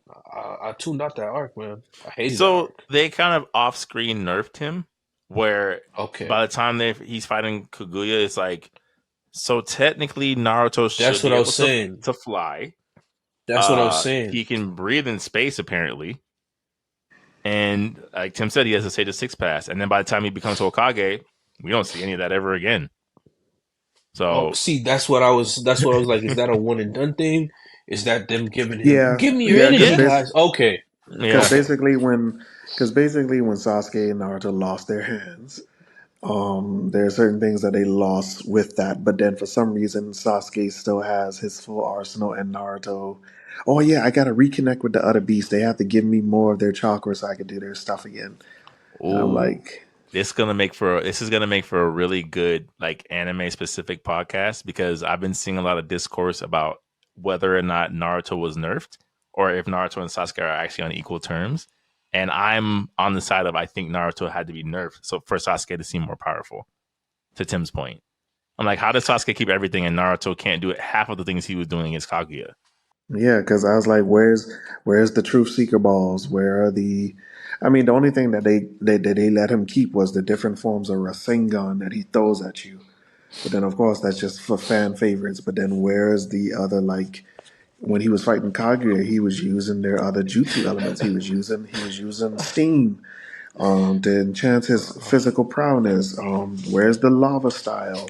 Oh man, Hmm. Where are all these other I properties, just bro? And that's what I'm saying, man. I just Or keep thinking about the meme where Naruto's trying to talk no jutsu Majin Buu. because he got nerfed. He Dog. got nerfed. Oh Or my even, or god. even my thing is like, remember the fight against Sasuke? We found out that Kurama knows Sage Mode chakra. Never gets brought up ever again. Okay. Sasuke had to take Boy, all of the other Tail Beast chakra to make that arrow, and Naruto just used Kurama Sage Mode. man, man, that's looking like Seven Deadly Sins writing to me, man. That's crazy. It's looking like Bleach writing, is what it's looking like. One Why? and Oh done. well, you know. I don't. Please explain. And Anyway, moving on. But yeah, Oh, I think we're in agreement. I think Fighters. I mean, thank God, Rollback's here. Yeah, yay, yay. Finally, I don't think they make this transition to current gen console without another season pass. There's no way. There's no way that the hype spikes back up. Like yeah, you finally have Rollback Netcode. Like it's too new of an IP for it to. It's what I'm saying. It's not like Smash Brothers Melee, right? It's like it's not one of those like treasured games that's like, oh, if you got to update, you're like, oh, thank God. It's like Fighters is still kind of establishing its legs in the fighting game general industry, and I think they still need to incentivize and still give people more reasons to come back to that game, especially now that Tekken 8's coming out. Now that we've got Mortal Kombat out there on the street, like now that the big three's back, you still need to like Tim said, you carried me during COVID. What else do you got? Because you're still new here. You ain't cemented yet. yeah, You ain't Hall of yeah, Fame yeah. yet. Yeah. Part two has to be something extraterrestrial now, man. Because I think they're afraid to do part two. I think so. Yeah. I think they're afraid to do part two. I don't think they want to. They're afraid. And I would understand because how do you do part two without in-game transformations? You would have to do it. The 8 Goku roster doesn't work in the second game. It does not fly. Just makes your game super dynamic, man. So yeah, eight Gokus, eight anything, unless it's Yeah. Kid Gohan or distinct age gap, then don't. It's impossible, man. Yeah, which is why I think they could sell us another Goku. I've seen it. People want either a purely Dragon Ball Kid Goku or at least a World Tournament Art Goku. They've been asking. The only transformation we don't see representation in the game at all is Super Saiyan God Goku. Which the God transformations are redundant now. They are. They Very. are. But I'm saying, like, Tim, come on. We've seen it. You and I are Naruto Storm fans. Somehow, some way, they squeeze out a new Sasuke every time he does one new Amaterasu attack. So it's not off the table. It's not off the table is what I'll say. I could see a Super Saiyan God Vegeta from the Broly movie. That'd be kind of fire. Mm, I, I rather it's, Majin Vegeta we or all Super would. Saiyan. Come Yeah. on. You know who we talking to. We know I what think, makes for a unique to character. be honest with you, I wouldn't even be surprised if they dropped us a Heroes character, man. What you mean? A Dragon Ball Heroes? Or no, Never. they might Mm, they No. might make a no. They no. might make an original character. Nah. Nah. That's too. That what if era, bro. That's too much. It That's too much. opens a gate that Yeah, we a game, we and you ain't never gonna knew. close. Yeah. Wait, what? What? Yeah. Oh man, they Yeah. go. Yeah, because you could tell they're just gonna keep it within Oh, the I'm Z, playing. Don't GT, listen to and me, guys. Super fandom. Yeah, Like, yeah, yeah, yeah. no. The That's minute we Hell's get Kitchen, yeah, the minute we dog. get into Dragon Ball Heroes, you might as well. Well, Summon Zodiac. Just summon Zodiac. Yeah. Oh man. I'm it's tuning been a out. So blast. Yeah. we go get Copper Cell. Oh man. Yeah, no, this is a wrap. Lord.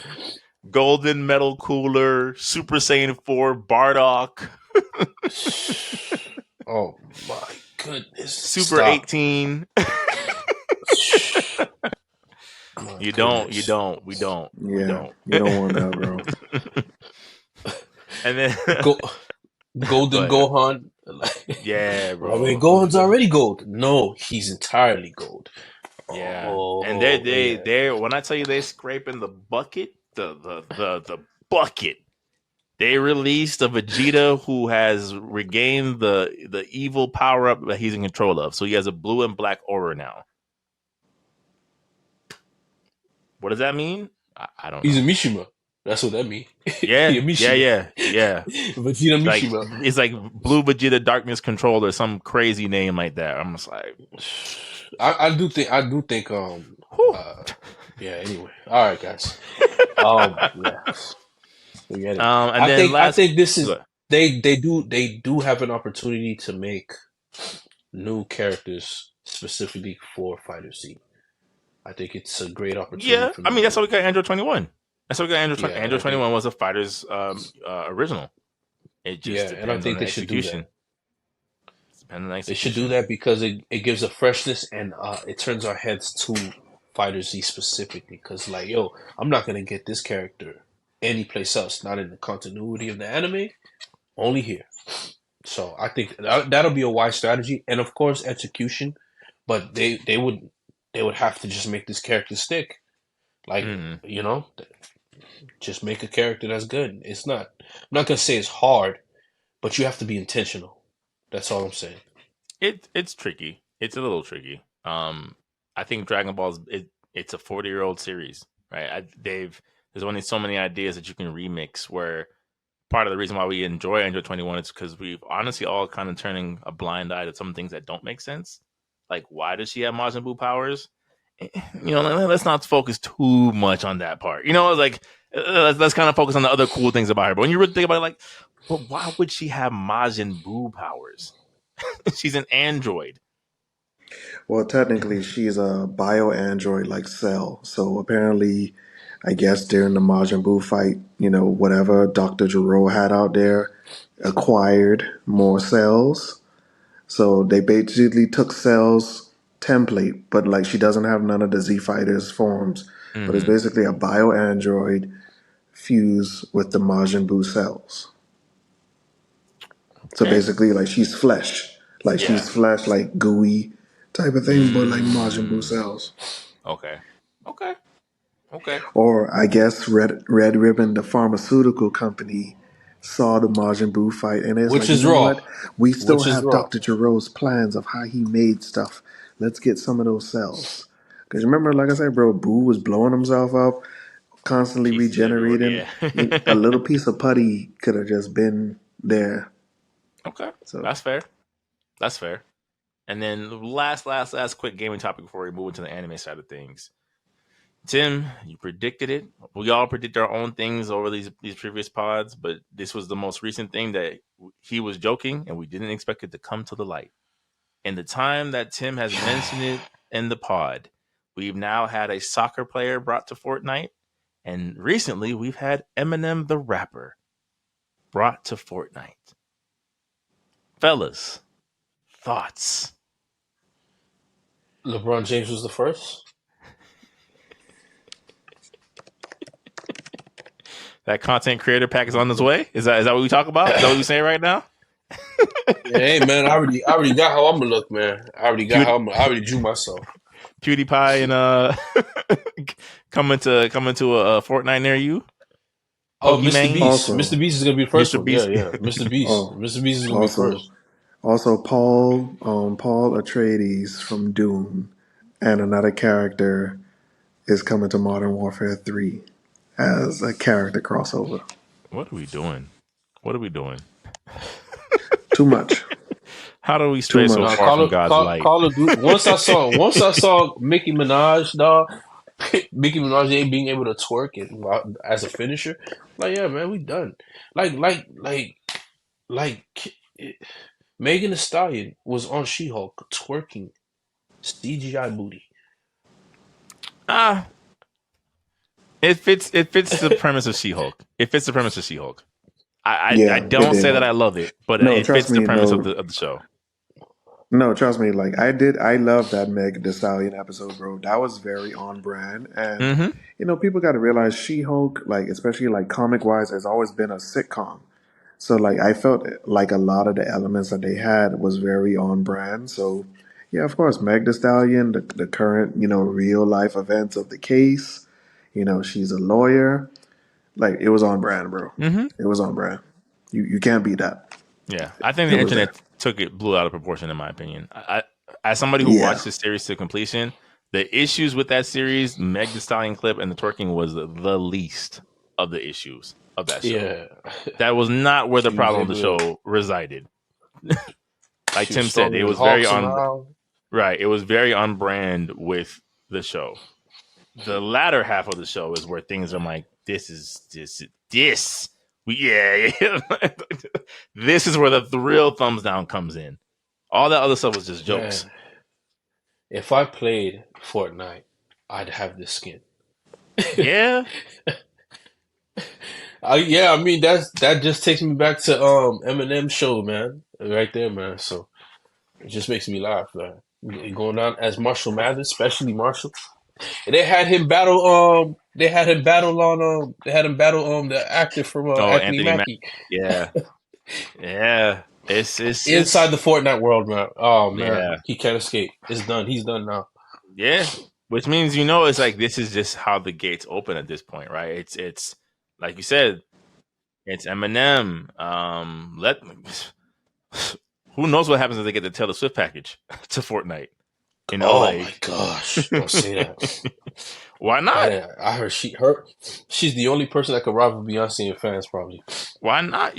Her movie of her tour made her a billionaire. A billionaire. Her re-release of her albums went multi-platinum. They get the Taylor Swift rights. Fortnite becomes a different kind of game. I don't know. I just brought it up because I'm like, I think Tim's prediction of the content creator pack is not off the table. It seemed ridiculous in the moment. And that was only a few pods ago. And now we're getting the Eminem Fortnite pack. Now it's... Yeah, let's say something else ridiculous. We're going to be millionaires by the time this pod airs. Yes. Yes. If the things we said in this pod seem to manifest, let's manifest a little, a couple of deals. Right, Y'all need some new hosts. That house. Oh man, yeah, let's do it. So moving into our one anime topic for the night, and I don't want to focus too much because, like you guys said off mic, you guys are still kind of catching up on that regards. But I think it does open an interesting discussion of some of these more established character properties. Bless you. I'm sorry, guys. Yeah, thank you.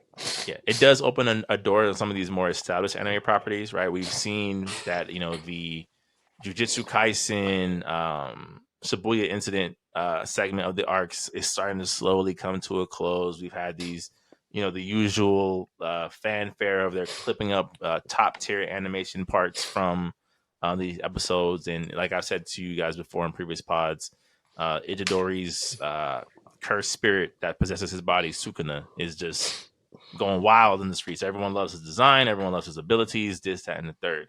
And it got me to thinking about, it's a common trope and common trend, in especially shonen style anime, of the split personality, right? The ultra ego, the person who, when the main character can't press on, they rely on this person for greater strength.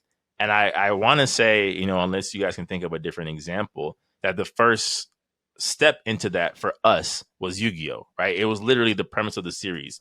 We had Yugi Moto, small, timid, shy boy, gets possessed by an Egyptian spirit whose voice immediately deepens. He grows about 3 inches taller, and he's you know dripping in golden swagger, right? And it just continued to spread out over the years, right? We had Ichigo and his hollow form. We've had Naruto when he's been possessed by Kurama, or affected by Kurama's chakra, let's say. And I wanted to bring this for discussion for the anime portion of I guess we can kind of go series by series, but what affects or how effective were some of these forms for you guys when you read them? And let's start with Yu-Gi-Oh, right? Yu-Gi-Oh had at least 3 different characters with alter egos. So what were you guys' thoughts seeing these characters for the first time, and how have they had an effect or not have an effect over you over the years? I feel like Yu-Gi-Oh was the most balanced one, I would say, Mm-hmm. because they showed enough for them that you felt like you got your hefty feeling of them. Mm-hmm. But then, when it was time to say goodbye, it was time to say goodbye. I felt like when it came to the other shows, like Bleach, and I'll say currently, like Bleach. To be honest, I kind of felt like the hollow form was used to a certain extent, but then it just got messy after a while. Then now it's like, also, is he gone now? After what Mm-hmm. happened, with the Quincy King, it's kind of like, but you built up so much hype about, oh yeah, he has the dual swords now, one for his Shimigami Hollow side, or one for his Shimigami side and one for his Hollow side, but then together in unison. But it's kind of like, yeah, bro, that was pointless. Mm-hmm. So some of these ideas, I feel like the alter ego is really rushed. It only happens for like pinnacle points, and then it's just thrown away. So I guess would you say that Yu-Gi-Oh was the best? I mean, technically, if you Yes, it look at was the it, like best. Naruto kind of has that. It strikes a decent balance where like him and Kurama, and their differences, and Kurama's still technically around until Baryon mode happened. Yeah, like I feel like Naruto and Yugi was the best because, to be honest, when Yugi said his final piece to the Yami side, I was like, damn, bro, that's the end of an era in my heart. It's just like that was like the definition of closure. Mm-hmm. And of course, when Kurama happened, I was like, bro, I cried, bro. I was like, damn, bro, they literally killed the nine-tailed fox, bro. Mm. Like, and you know what would have made it even better? Like, because you know how all of them are like tagged together in that spiritual world. It would have been good to see the Shikaku like side because they had the biggest rivalry, Mm-hmm. 1 versus 9, and every time they got around each other, they was just talking so much crap about each other. It was kind of like when Champa got deleted Oh, at the Tournament world of the Power. tournament, Mm. and he faced Barris, and he was like, and then of course, once he disintegrated away, it was just like Barris felt that because technically you're my twin. Mm-hmm. You're my twin, and it's like we have such a connection for so many years. Yes, it's based in rivalry or pseudo frenemy type of thing, but it's just like, wow, you're gone. Even though Mm. he was only gone for probably for like 30 minutes, Yeah, but yeah. it's like the fact, like, damn, you're gone. Mm. Okay. But yeah, but then the Hollow is like the Hollow was such an interesting character, man, and I kind of felt like it really showed the balance of light and dark doesn't necessarily mean evil, because when you really look at it, the Hollow really was not evil. He was Yeah. basically he was basically telling him about like parts about your humanity that's going to get you killed. Mm. like like basically kind of like breaking the third wall with like anime is like, yes bro, this is not Naruto. You cannot save everybody with the power of friendship. Like just like how Luffy, when he fights some of these people, they get these hands. Mm-hmm. They get these hands. And I do that one super move at the end and I win, we on to the next arc. Mm-hmm. Vibes. But with Ichigo, like how he told him, is like you try to win your battles with logic and reason, and that's gonna get you killed one day. Mm. Okay. So Okay. yeah. So I guess out of the three, you'd stack Yu-Gi-Oh at top, Bleach second, and then Naruto But third, or I Naruto always felt second that. and Bleach third in terms of alter I would personalities. say Yugi first, Naruto second, and Bleach third. Okay. Okay. I always felt that they treated GT Goku and Goku Super Saiyan 4 like an alter ego, Mm. because it was Kid Goku, right? And then after that, he'll turn Super Saiyan 4. He'll just be extremely brutal Kakarot. He was focused. He was focused. I would. That's I no. I get what you mean with You that. know what I'm saying? He Because the was stuff very he was focused. saying was somewhat crazy and like, oh, Goku, if you go over the edge, bro, that's what it felt like to me. Oh, Yeah, I and like, I to be like, honest, yeah, like he is, yeah. it could have been something, but then when Vegeta got it, Vegeta was just Vegeta. So like I thought maybe like since we know what our theory is true, it is a hybrid form of the human side and the Azaru state. So I thought maybe when they go in that state, that ferocity is harnessed in a productive manner, like similar to like how when Broly had his berserk moments, but you have the power, but you're conscious. Mm-hmm. But Hmm. But of course, no. Everything gets thrown out the window. But that is a good comparison, though, because he Okay, was like, especially like when he fought Baby, like he was very focused.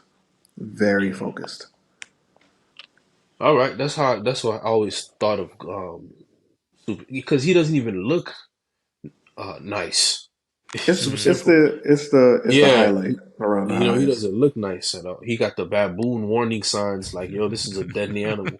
yo, um, you know what I'm saying? So like that's what I always took it for. I'm like, man, that's a very good color scheme. But yeah, I mean, I pretty much agree with you. I can't. Nobody's coming up to mind that did like an alter ego except versus. Well, I would say Kurama, But do you feel the like actual Kurama, Kurama from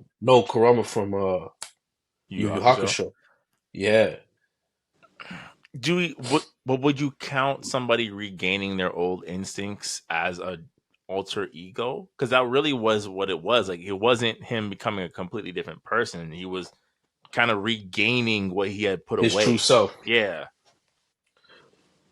But yes, because he preferred to be the regular one. Yeah. That's the one that allowed him to enjoy life. So, because when that's how I say, so you don't really like the real you. You like this version of you. This is a better version that you feel is, because he grew an appreciation for his earthly mother, right? Mm-hmm. And that's what allowed him to say, "Yo, I've never felt this before in anything. I like this version of me." So the old me, I'll do whatever I can to live apart from that. That's how I took it as, or Kenshin. Kenshin has another one. Rurouni Kenshin, Mm-hmm. because when he turns into Bato, he had to punch himself in the face, inflict pain to take himself out of it. I thought that was a very good one. To me, Kenshin was probably my number one. Then Yugi, because Kenshin actually has more to lose his life, versus Yugi, where you just lose a card game. So No, Kenshin no, would be. not just any card game. Yeah, well, you know, early parts, Yeah, early parts. yeah. There was no such No thing. shadow realm required. Yeah, Yeah. no shadow realm required. The shadow realm. That's Yeah. crazy. But yeah, man. They got people, sports commentators saying he's banished to the Shadow Realms. Like, it's that crazy. Yeah. Life But and we death. we have to we have to give recognition to Chisel Adonis. He's the one who started that whole language. Yeah, he's This is the you first time. see the fact that you don't know about him, he would do sports commentary. And his sports commentary was the funniest sports commentary because he's around our age, and he would give exactly what would happen in an episode is exactly what happened on the field. And you would be in tears, man. Mm. He would give sports references. I'm talking about the deepest Naruto references, the deepest Dragon Ball Z, or the deepest Yu-Gi-Oh! Shadow Realm references. You see somebody get hit stick, guys, we know where he's going, and you see all 4 cards of Exodia being summoned. Oh, go Kaiba skip, Mm. Kaiba segue, but yeah, um, I think Kenshin was the first because Kenshin really had something to lose. He had to develop that new personality because Mm. if he goes back to the Bato side, that Sakabato is pointless. He throwing that away. Mm. He turned everybody to chop suey. So it would be Kenshin Himura, um, Yugi. Man, you don't like G Gundam, man. Double I don't know Kashu. enough about it, so Oh I man, can't say Double it doesn't Kashu. qualify. Okay, I Double just don't like Kashu. mech animes. I mean, I don't like Yeah. G Gundam. I just don't care for mech Okay. animes. Okay. So Double Kashu is gonna be on the list. Double Kashu had fill you in.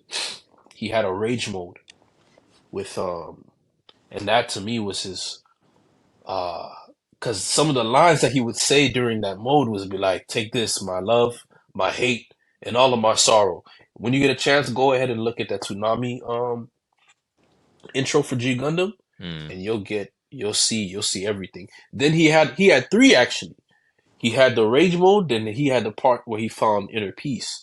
So it was like his Buddhism, calm. He'll turn all gold, and I thought that was fire because he had 3 personalities, and then him overcoming the other one replaced it with the one of gold. So I always thought that was dope. Mm. So I would say Kenshin because when what defined Kenshin, where I knew was if Kenshin goes over the edge with this one, he's not coming back. It was the Saito versus Kenshin Himura, the policeman, the cop, the 3rd member of the Shinshinigami squad, Saito Hajime, and they were fighting in the dojo. And he was only there to test Kenshin's power because they were gonna need him to deal with Shishio. But because he was like, "Yo, Kenshin actually, forget this. I'm gonna kill you." That's really what I really wanted to do. I wanted to kill you. So now I have an excuse. We're gonna fight like we were back in the days, you know. So Kenshin was like, "Yeah, man. Next move, your head's gonna come off." And the music, the director for that episode, man, you see Karu's face. He's having panic attacks in the corner. Like Yahiko's like, "Yo, this is who I look up to? Yo, he's a murderer." And then after that, Sanosuke just looking like that said, "Yo, man, if this goes on for any longer, I'm not gonna like the Kenshin who's there, but he's still gonna be my boy. But he's already preparing himself mentally for like, yo, who's gonna come out of this? Is it gonna be Kenshin or is it gonna be the Manslayer?" So that's my number one.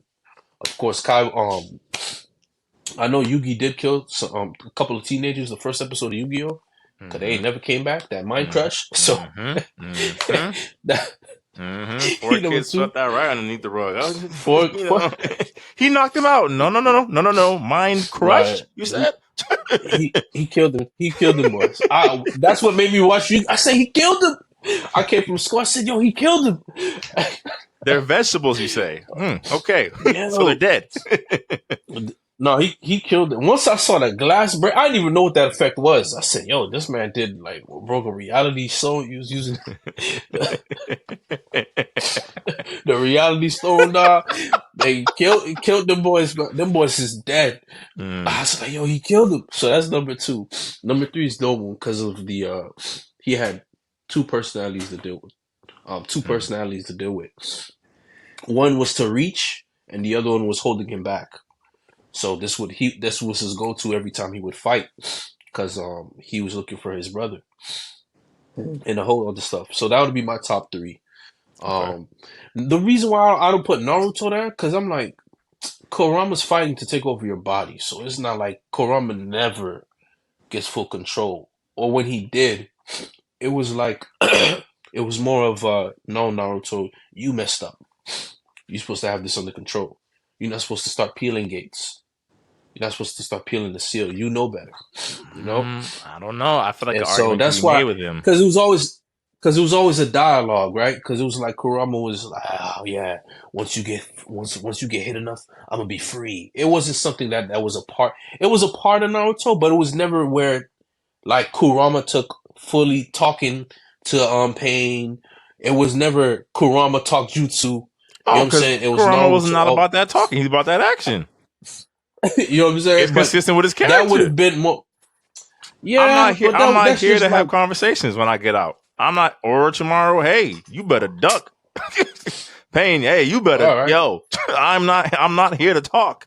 So I was so he watching was this on his whole Godzilla thing. mode. Yeah, All right, so, all right. Well, I'm okay. gonna show you a tail I beast. mean, because that's for me. That's what I always take the split personality like versus I guess you could say it's his Hulk moment. Yeah. So I want to. I'm not gonna. Okay, I won't. I would say I'll make a one little recommendation. Like one of the best alter egos that I feel like that I watched was in Gundam 00. The guy who flew the jet, the orange jet, where his name was Hallelujah, and then the other one was called Alleluia. And like You he know was me. I very, don't. he is, yeah, bro. You definitely got to watch that one. I feel like that was a good one. That was a good one. Okay. The Like Gundam like storylines be A1, man. No, I You just yeah. gotta know. be you. I like I You gotta told be into the y'all. West I Wing. I enjoyed the Gundam Wing storyline. I just don't You just gotta care for like. mech animes. You just gotta like West Wing. Once you like West Wing, kid, you gonna be good, man. Yeah, I just it's I don't I'm not saying it's a trash genre, no one should like it. Like I see the plot lines that can develop, especially on the political aspect. It's not for me. Um I'd say from my pick, For of those course of if you I listening on Spotify, that's not how Ant really feels. If it's a cardboard styrofoam box with a mech on it, his fist is going straight through it. Don't listen to this man. Don't listen to this man. I could pick up the energy from the text when we used to text on mech enemy. Mech?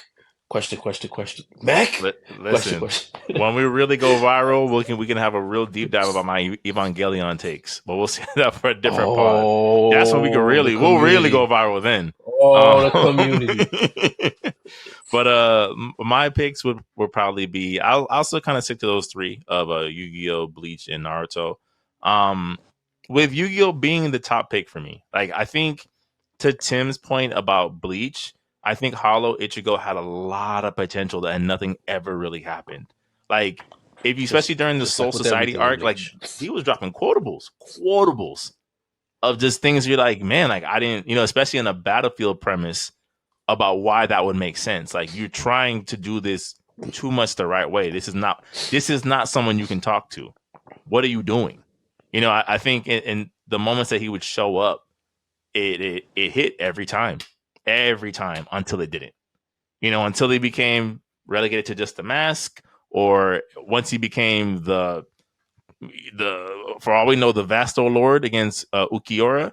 It was just like what like Tim said, and like you said, it's just like this is just a random power up at this point. It has no ties to the story. It doesn't make sense. I don't know what this means. I don't know what's happening. I just know his hollow powers are now activated, and I know he's looking to protect them. Right. So like Bleach, I feel like the alter ego kind of lost importance over time because it just became the MacGuffin, right? The MacGuffin of like when you've exhausted all your other options, here comes your hidden reserves. Okay. I always got confused with Bleach because I'm like, okay, is his alter ego Watch? No, no. Or that's Zanpakuto. That was his sword. He was just talking to. It's both. Yes. It's It's both. both. Because they've made it pretty clear that, due to what happened with his mother, like he manifested like a dual spirit. So he has like a dual split personality. And then when Hollow Ichigo took over, because remember he kept asking, "Where's Zangetsu?" He's like, "Why do you keep saying that?" He's like, "Where's Zangetsu?" He's like, "I am Zangetsu. We are one and the same." Yeah. Two different sides of the same stream, essentially. That's all Yeah. it was. But again, it just goes to respectfully, right? Bleach's depreciation of writing over time of like these things that could have made sense have, yeah. Let's just call it for what it is. Anything during that era was just like, okay, I guess so. Naruto, some of the same things. I like the fact that it was simple, but it was always like the premise of Kurama is like you should never give yourself in too much to rage, right? That was basically the whole premise of like too Okay, much of anything is got a you. bad thing. So I like that, especially in the series, aimed for people in their teens and they're trying to figure out their lives. It's like too much of anything is not good, right? So even though the times that when Kurama really showed out, right, I would say him versus Pain was the biggest showing, and it's a righteous anger, right? Because Pain has evaporated the village, stabbed him out in front of your eyes. It's like this is a righteous anger. It's like too much of this is still not a good thing. You're moving with hatred in your heart. This is not good. They went from fighting in the desert to a water. Only in the anime, bro. We're not gonna rehash this. We're not gonna rehash. We already broke it down in our discussing the test for some of the liberties taken with that episode. We're just talking about just the metaphor of what was happening. Yes. Okay. Um, Okay. Because I mean, yeah. The reason why for me, and even like I did think about Kenshin when we were talking about this. Kenshin, I'll just say like it just got a little bit too close to some other animes of that time period that kind of covered similar things of like, I get it, it's the sins of your past, where it's like I could technically say the same thing about Vashta Stampede from Trigun, right? It's the same principle of like I've done some terrible things, regrettably so, and I'm trying not to be that person anymore. I know my reputation precedes me, but I'm not trying to be that person. Not saying that it lost effectiveness with Rurouni Kenshin, but I'm like we've seen something similar in another similar style series. okay. The reason why I would say Yu-Gi-Oh hits the most is because I feel like the different personalities we saw represented different distinct things that the more you think about it, the deeper it gets, right? Like, so even though we had Yugi and Merrick, Atem, or Bakura. Bakura Yeah. and Atem, Got you. right? Got you. It's like you look at Yugi and Atem's relationship, it's like you're really looking at I looked at it as like it's a metaphor for adolescence, right? There's Yugi, the innocent boy. He's playing with toys. He's playing with figures. He's in middle school doing these things, right? Yugi kind of represents his progression into manhood. Literally, his voice deepens. He's a little bit more confident. He's a little bit more sure of himself. He's able to not be a reactionary character, but an active character, right? He's the one that inspires change in other people. He's also not afraid, like to Jory's point, to go head to head with his adversaries. Where it's like Yugi had to rein Atem back. Like, bro, you are murdering people. Can we? Let's find another way. You know what I'm saying? Of like they balance each other out of like trying to step into adulthood in a way that allows you to be your true self, right? And I thought that was really important, and you can kind of see the ripple effect throughout the series and how they kind of balance each other. With Merrick, it was like Merrick, bro, like his split personality is really and truly the manifestation of trauma, right? And especially as men, right? It's like we're trained in a way to you repress, you suppress, you don't tell anybody anything, you don't say anything, you don't express yourself, you don't show weakness, but those things don't leave you just because you suppress them. They just show up in other ways. So when you got to Yami Merrick, it's like this man is almost insanity, and as a kid, you're like, "Yo, this man is a crazy person." But then you think about it from adult eyes, of like this is just repressed trauma. At some point, it has to boil over. It doesn't go away until you deal with it. You know what I'm saying? It's like, and I was like, wow, that sits with me, Sick. And then with Yeah. Sick. Sick. Bakura, it's like Bakura, I felt like it was just like it was almost like a generational trauma, right? Because with Bakura, like he was always the creepiest, like Yami Bakura, where it's just like I remember like one of my favorite quotes from him is when he's dueling against Merrick, and he's about to get wiped out by Ra, and Merrick says something along the lines like, "I'm about to send you into eternal darkness," and Bakura says like, "Darkness? You don't understand. I am the darkness," and just starts laughing. You know what I'm saying? I was like, this man is creepy. Like, what is wrong with this person? But then you kind of get into more of his backstory and you realize that this is Bakura suffering from the decisions that his father made. His father was the one that wanted the Millennium Ring. His father was the one that wanted to get into all this Egyptian superstition and things like that. And he's the one that now has to deal with this thing that really wants to possess his body. And what that means when it's like, I also have these interests in these things, but not to this degree. Right. So I'm like, I feel like Yu-Gi-Oh! Overall kind of left the best impression for me because it's just like these are things that we truly deal with as adults, as kids who became, boys who became kids, who became teens, who became men. Here are these three distinct alter egos that are really just a reflection of a what if. You know what I'm saying? Of a what if. What happens when you don't deal with your trauma? What happens when you don't deal with generational curses, literal generational curses? What happens when you don't know how to make that a healthy transition into adulthood?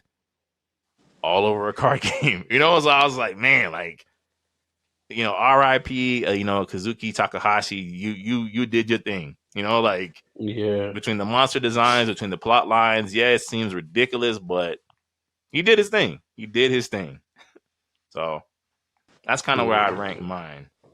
And then No, that was actually pretty. That was pretty dope, man. That was pretty dope. The breakdown that you did, I had to sit back and like, especially as we've talked about mental health and things of that nature. It's just like, wow, that is very true. And It's deep. I feel like that's the real beauty of anime. It really does connect with the human experience, but it's like in an art format that it stays forever in your mind, man. if you allow it to, I want to right? add, man. I wanted to add one more person. Hmm? I wanted to add one more person to my list. Guts from Berserk. He doesn't have alter ego. He does. Okay.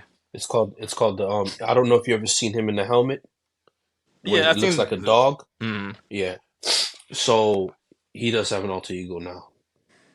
The Beast of Darkness. okay. That's what it's called. And this one is Kurama with Cloud's greatsword. Hmm.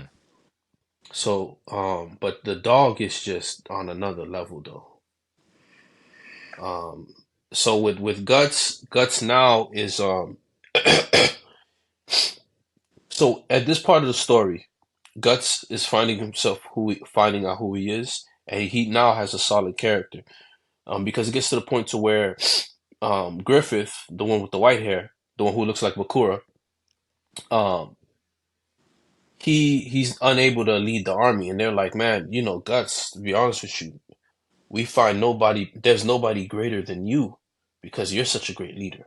And Guts also has immense trauma. If you if you read I remember. Yeah, some of the stuff, yeah. yeah, you feel me? Hmm. From the very beginning, his mom was hung, and then he was birthed from his mom, and then the lady saw the umbilical cord and saw Guts there, and just adopted Guts. Then she dies because she couldn't give birth to a kid of her own, so she adopts Guts, and the story goes not uphill from there; it Hmm. goes Hmm. down. So Guts, Guts for me, his trauma, and now his trauma starts from that very moment, and he learns how to reconcile that when he falls in love, because after that he wouldn't allow anybody to touch him. So Casca's the first person he ever allowed to physically touch him, because everyone else who physically tried to touch him, they took something from him, robbed him. So he doesn't like people touching him. Period. Nobody touched me. But this one person is someone who also shared in the same experience as him. So together, he was able to heal and discover things about himself that he didn't think he was capable of. He didn't know he knew how to love. Now he knows that he has it in him. So him discovering this in the world that they live in, to him, that was his only shining light of hope, his only shining light of a turnaround. Man, you know what? And and then from that moment on, he was able to make certain decisions for himself. He was thinking for himself, no longer a mindless machine mercenary. He knew. He said, you know what? I think I want ice cream today. You know what? I think I want to enjoy this sunset. You know, I don't feel like killing everybody. So he was go fight for himself, but now he's fighting for other people around him, right? So that's the point that he would get to, because he's going through healing. But something happens to him, a friend betrays him, and now what he was so desperately trying to fight comes back, but like in a form of the armor. And the armor itself was something like he turns into Nightmare from Soul Calibur, fused with Cloud, fused with like Siegfried. Siegfried is another example, but that we talk about anime. But this version, Guts is dealing with something that's even worse than anything he can imagine. Him giving into this endless amounts of rage to where everybody's an enemy. You know, he just says like, I have something to protect. I have a loved one. I have someone I want to see again, and because of me, she's in this state. He has something to live for. So this story with Berserk is, to me, man, it's deep as just how you described Yu-Gi-Oh to be, but it just doesn't hold back on what it shows you. And you know, Guts definitely deserves to be there, because him and the Beast of Darkness now, Guts is so well built as a character, such a character, that the Beast of Darkness is a problem, not Guts. It's the armor. So, because Guts now is a completely different person. He's very that ferocity is there, but it's not something that he pulls out, or he has more control over it. It's to protect now. It's not to because I'm just gonna destroy you. I want to turn you into rubble. I don't want you to breathe ever again. No, it's to protect the people that surround him now. Because the first time in his life he has friends, and he recognizes that, but he can't express it verbally, but he does it through his actions. And I thought that's very powerful with along with Guts, and the parallel with the Beast of Darkness, because that Beast of Darkness is like to the point where uh it wanted to rape people at a certain point. It wanted to take his trauma and inflict it on others because it saw it was there. So I was just like, man, like, look at this piece of trash armor, dog, like trying to make him become what he hates, because it happened to him, you know? And I just thought that was so deep for the writer to recognize that, like, no, this could also go another way, you know? And the physical armor representing that. Kasuga represented what he wanted with like natural, clean healing. And this was like, no, just take it, you know? And I think just based on what you're saying, it also acknowledges the reality of life, right? Where like some of these things, yes, you learn to deal with them in Mm-hmm. a healthy way, right? You learn how to manage Mm-hmm. them and still be, yeah, a healthy person, right? Both mentally and emotionally. But those things don't disappear, right? Like somebody who manages to figure out how to maneuver through depression is no longer like depression doesn't go away. Like, oh, I thought you got over depression. Like, you don't get over depression. I know I have the tools to deal with it, but it's right there. Mm-hmm. It didn't Yeah. go away. These things that were inflicted upon me or that I experienced, they don't go away. They don't vanish. They be minimized over time. I have healthy ways of maneuvering through them. Um, but the temptation and the ability to backpedal into madness at times is just right there. It's right there. Um, so I think to kind of bring things all full circles, like to Tim's point, it's like I think when you allow these storytelling formats to have that impact, if it's there, right? Sometimes people like to force things and like, oh, Pokemon's deeper than you think. It's like, it's not, but that's fine. Nah, You know what I'm saying? nah, Like, I nah. think you have these other. It don't get deeper than Giovanni, man. That's Yeah, it. right. It's like some of these series, like it's fine. It doesn't. Nothing needs to be a soul searching story.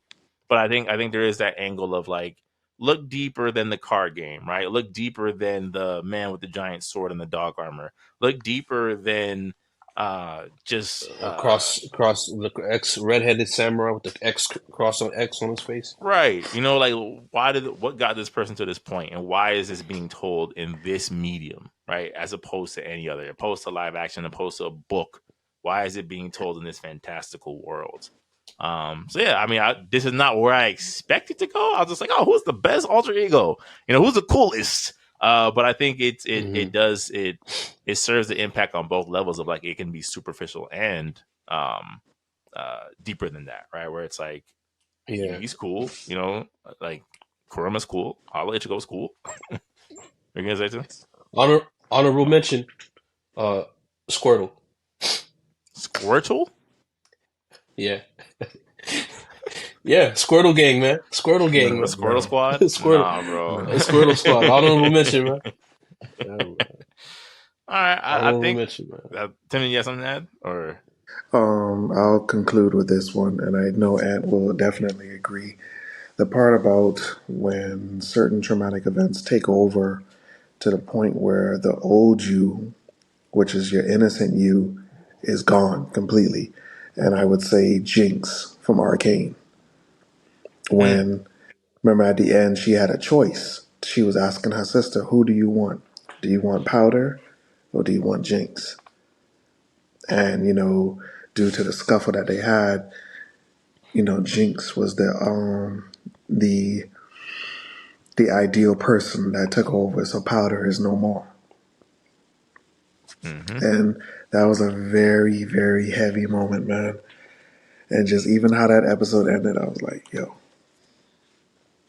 yeah, that was great storytelling.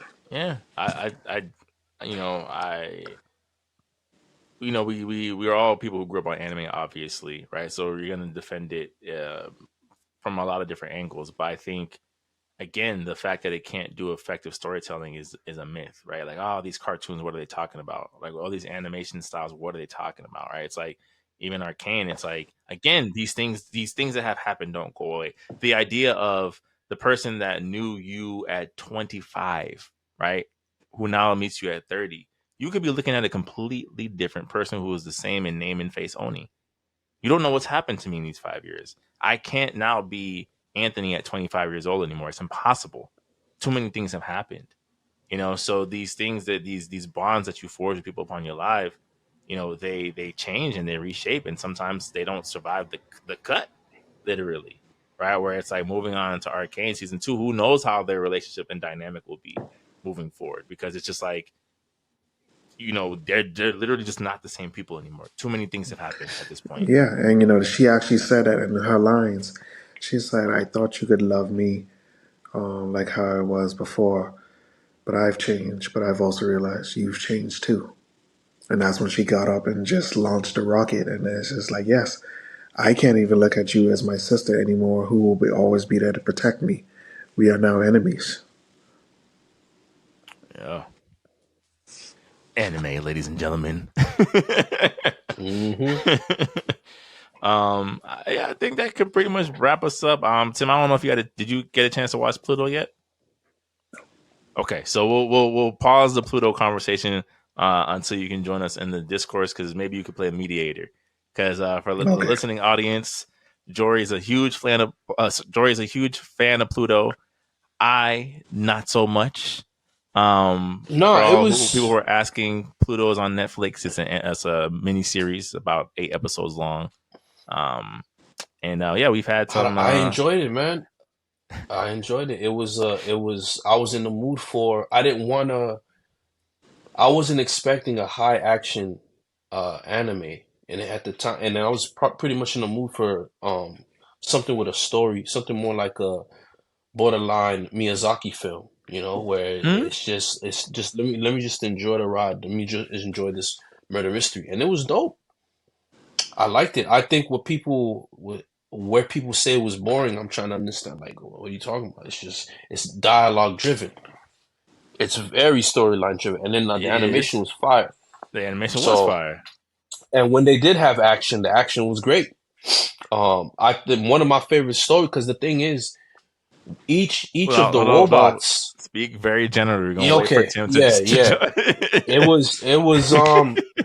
It was beautiful, man. Like every robot had a reason for them wanting to live, and I was just like, yo, I ain't never seen this genre taken the way it was, the way it is in this one.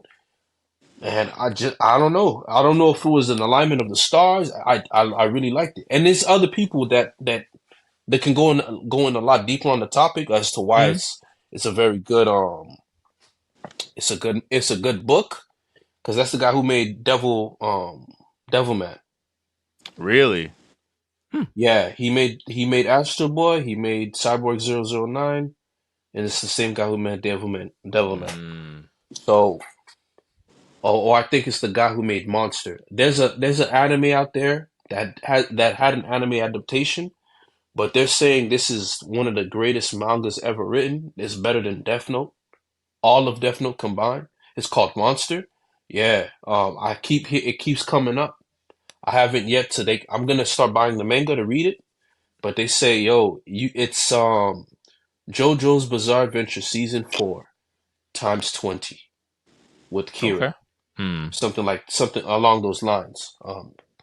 So I'm gonna give it a try, and I just think there's certain people aren't expecting certain mature storylines from anime, so it kind of takes them out of it, and that's what I've noticed, because there's some very I'm talking about these things could go against HBO quality film, and I think people are just they don't know what to do with it, so they're like, this is not an anime, you know. But for me, I'm like, no, this is just a grown man writing, and he could draw.